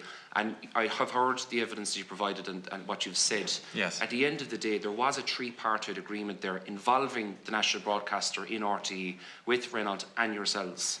But did you not ask yourself the question, maybe it's just not wise for me to be taking this money at this point in time, considering what was going on in the country? Yep, I think it's a fair observation, and I probably should have been a bit more inquisitive about these things. You never asked any questions in relation to that. I say what I say. I should have been more inquisitive. It's a fair point. Deputy, can I just answer there? This contract was written before COVID. So it's just then COVID happened. So that this was starting in 2020. But to be fair, Mr. Kelly, and then COVID started. But hang on a second, Mr. Kelly. To be fair, my line of questioning is reflecting that. But I'm just asking in relation to the outbreak of COVID, was it really necessary that this arrangement in some shape or form remained in place, where ultimately, you know, the taxpayers' money involved in RTE as an organisation was being used to supplement Mr. Tubridy's income? That's the perception here we need to deal with. No, that's the perception, but that's not the reality. Okay. This was a contract with Renault for services, and RTE and Renault are the parties. Those services were not provided, but the payment was made. To be honest with you, by 2022 they all would have been provided if COVID wasn't there, or We the know first that. 3 years. Certainly. We know that. So to now be there's honest six. with So you. now there's 6 road shows owed. Okay. Can I just ask in relation to the negotiations around pay? This is important because we did discuss it with the RT Executive Board. They were not very forthcoming with answers. And now there is a very wide chasm between the information that you've provided us with us today and what they've given us previously. But I want to ask, who in the Executive Board of RT was involved in those pay negotiations? Who in the Executive Board? Yes, was present and involved. Again, you'd have the head of TV, head of radio, they'd say, right, we want these hours, we want those hours, and then they discuss that with the CFO, with the relevant accountants. And look, as I said, that there's lots of accountants and lawyers, everything else. So they would all have their conversations, and then they would come back. And my job is to get the best deal from. I'm so sorry. But you didn't answer my question. No, I'm going to ask you again, who was present from the Executive Board of RT for these negotiations? Breda, Trish, so CFO, legal, and then if there was an impasse, if there was an impasse. Take a minute to read it, it's okay. Sure. So you'd have Breda O'Keefe, D. Forbes, ourselves, our lawyer, and Jim Jennings from the exec. Okay, look, I acknowledge my time is up, but I can come back subsequently. Okay, thank you. So we have to finish at 2 o'clock, okay? So I just have some questions myself. I want to ask, just Mr. Kelly, the number of presenters you represent at RT, you said 3 of the top 10. How many in total do you represent? How many people engaged with RT do you represent? Oh, Lord. Is it 20? Well, no, 10? no, not at all. The ones that we really represent. Come on, look, don't delay the answer. I'm asking you straight. Sorry, we would represent full contract would be somebody who had TV and radio. Yeah. That's 3, and then there would be other people who might just do a one-off series or whatever. Is it a dozen? Is it a dozen? No, it wouldn't be. Is it 6? It'd be nearer to, like I'd say, 3 full time, and then the rest would just be part time or. And how would you describe your trade? We're an agency that we. Yeah, but your own trade, like your background in that. Are you a negotiator? Are you a consultant? What type of work have you done? We'll say. My background would be marketing and brand and sales. And sales, and I see people as brands, and how you take a young talent, and talent to me is like talent to me is the person behind reception who makes you feel like today the people that make us feel welcome when you come in. That's a talent. The camera people, the floor people. That talent to me isn't like a rock god. It's not like a singer or a Tom Cruise or stuff. We'll all agree on that one. Yeah. But just in relation to your the type of, so you come from a sales background. Yes, the American background. What kind of goods would you have sold? Sorry? What kind of goods would you have sold? What kind of marketing would you have been involved in? Just briefly. So I have this company. We're say going back before you got involved. Oh, sure. RT, so we're 3 years ago. NK CMS for 26 years. Before I worked for Cadbury's. What were you selling for Cadbury's? Sorry? What were you selling for Cadbury's? Cadbury's? Yeah, chocolate. Okay. Thank you. Chocolate. Thank you. That's fine. Wasn't soap anyway. That's fine. Thank you. Soap. And tell me this, your relationship with D. Forbes. Yes. The senior staff at RTE, Dave described that you had a very close relationship. Yeah. With D. Forbes. I saw that. Well, if a close relationship is in a room with lawyers and accountants and not a cup of tea between you. Never had met for lunch, never met for dinner. I don't know the lady. I've always found her to be terribly professional. I'm working hard during COVID and everything else. I don't know the lady. And I would only ever meet Dee Forbes if there was an impasse in a contract, or where we're at, or what can we do, or, so I don't know her. So we'd say... But sorry, I've met her, but Yeah, I'm meeting you I don't today, want to but be disrespectful to you, but you come from a background of selling chocolate. Yeah. And now you're negotiating on behalf of the top stars in the country, and great success to you for that. Okay. In terms of deals, obviously how deals are done, and this has always been fascinating, I think, in a lot of people's minds. In terms of the leverage that you have, we'll say, in terms of when you're negotiating, tell me briefly what that leverage derives from, because RTE have told us previously in this committee room, the Public Accounts Committee, that Mr. Tubridy and other, very popular stars, very good at their job, would walk, right? You have said no, that's not the case here today. So where does that leverage come from? So I'll tell you exactly where, and tell me about the scale of that. I come from a working class background. I come from a very, very hard working class background. Both my parents worked very hard. And all they ever said to us was, you work hard, and then you work harder, and if you want something, then you work hard again. So for me, I accept that. So for me, it's not, we don't have leverage. I manage people that have no management. I manage people that have no union, that have no represented. I work with people that have contract only. Can I cut to the chase? Can I cut to the chase? Sure. Sorry. Anybody that's ever done a bit of wheeling and dealing will know this, right? When you were sitting there, and it's whoever blinks first, right? And you're there and you're negotiating with the top finance people or legal people, or indeed with the Director General. Where does that leverage derive from? Because there's a clear contradiction between your position, right? And you come from a background of sales, and yet selling chocolate, and not being derived from it. That's just, and fair play to you. You worked your way up, right? But where does that leverage come from? You're not giving me an answer to this. I don't understand what you mean by leverage. I don't understand where does the power? In other words, you're bargaining power. You need bargaining power when you're wheeling and dealing, and when you're involved in sales, when you're involved in negotiations. Oh, sorry. You're involved in serious negotiations. I get you. Sorry, Mr. Kelly. No, let me clarify. You're involved with, you know what I'm talking about here. Yeah. You're involved in serious negotiations, and don't minimise this, right? On behalf of the I'm not trying to. Where does the leverage and power derive from? It's not leverage or power. It's all based on fact, and it's all based on figures and commercial reality. And that's what it's based on. And over the period of those 6 years, from 2012 to 2020, Ryan Tubridy's shows. Now, you could say somebody else could do the show and all of that sort of stuff. Ryan Tubridy's shows over that period with the team, completely, hugely the team. I mean, the team, it's a jigsaw of talent. So over those 6 years, Ryan Tubridy brought in 100 million in commercial revenue.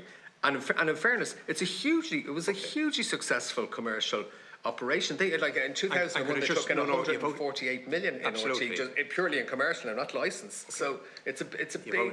You've outlined that very well, and thanks for that. So just in relation to some people in RTE, we have, looking at some of the documents, come across to me that you have significant influence and significant power in terms of negotiating at RTE. And some people, been more than once over the years, it's been said to me, the real Director General at RTE is Noel Kelly. Is you. It's any basis in fact. I know, I'm just... that's what's being said. Not by somebody, not by somebody on the street corner. This is by people who are working in RTE.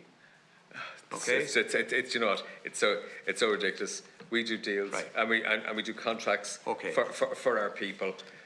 I might be in RTE and can I move six times in a year. But equally, we would be working with BBC, NBC, so it's not... Can I move to one of those deals for a moment? Just in relation to the Renault deal, the tripartite deal, yourselves, Renault and RTE. It's a one-year deal from October 2020 to December 21. So we've been told from the start that it's a 3-year deal, but it wasn't a 3-year deal. It's here in front of me. I have it here, okay? I've read it carefully. That it's a 3-year deal, or intended to be a 3-year deal. But that's not seen in the contract anywhere. It's nowhere in the contract. It was intended to be a 5-year deal? Yeah, but it's not in the contract.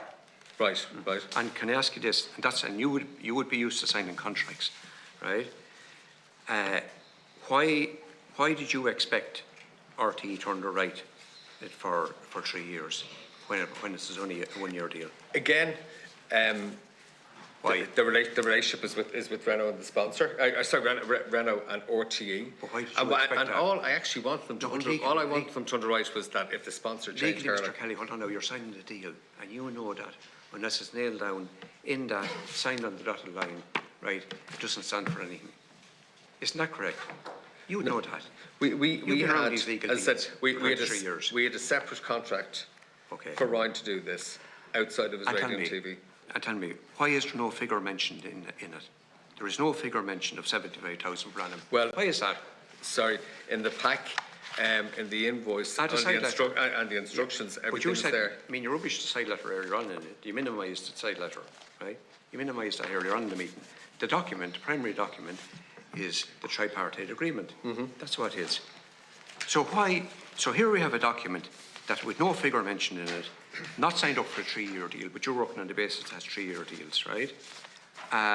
And the other question I want to ask you is that why, and I haven't heard a clear explanation for this, why was this only signed on the 21st of April this year when the 10-10-20 hit the fan?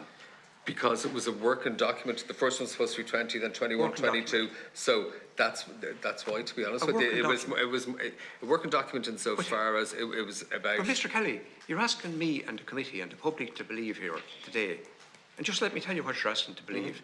They're asking to believe that you'll enter into an agreement, not excuse me, not signed to this year, right? It's run 3 years without having it nailed down legally and without the signatures of your agency on it. That's cock and bull. But the agreement, Kerlock, came from RTE to us. No, I don't care where it came from.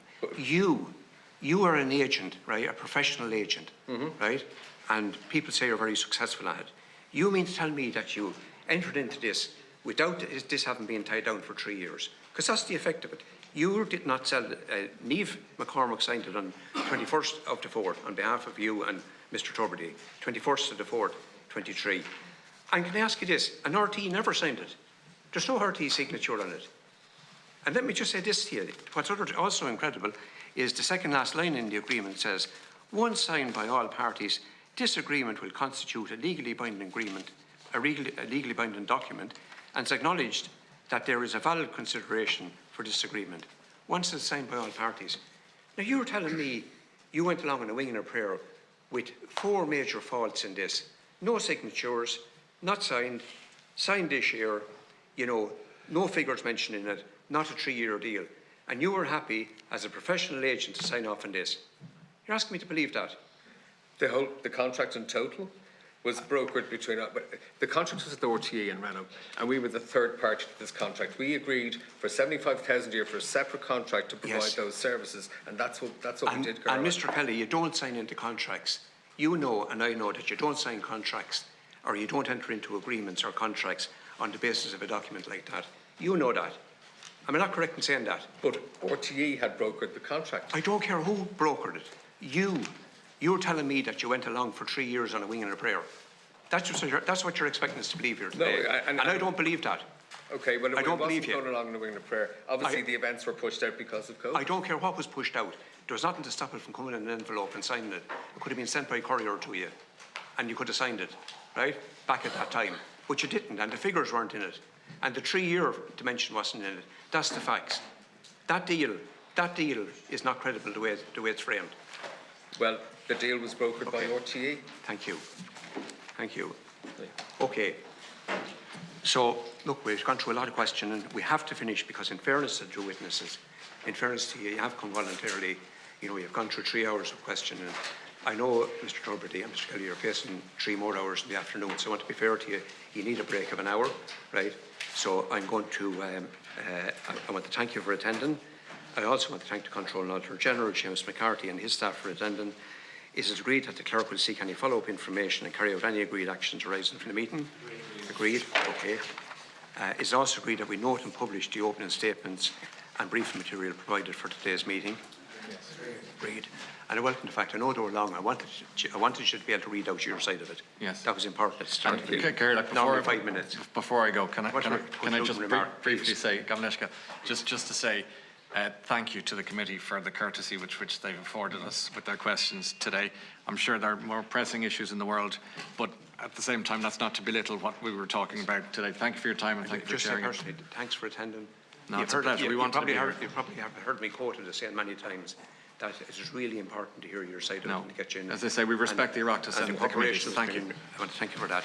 So the meeting of the Public Accounts Committee is adjourned till 9:30 on Thursday, the 13th of July. Thank you very much.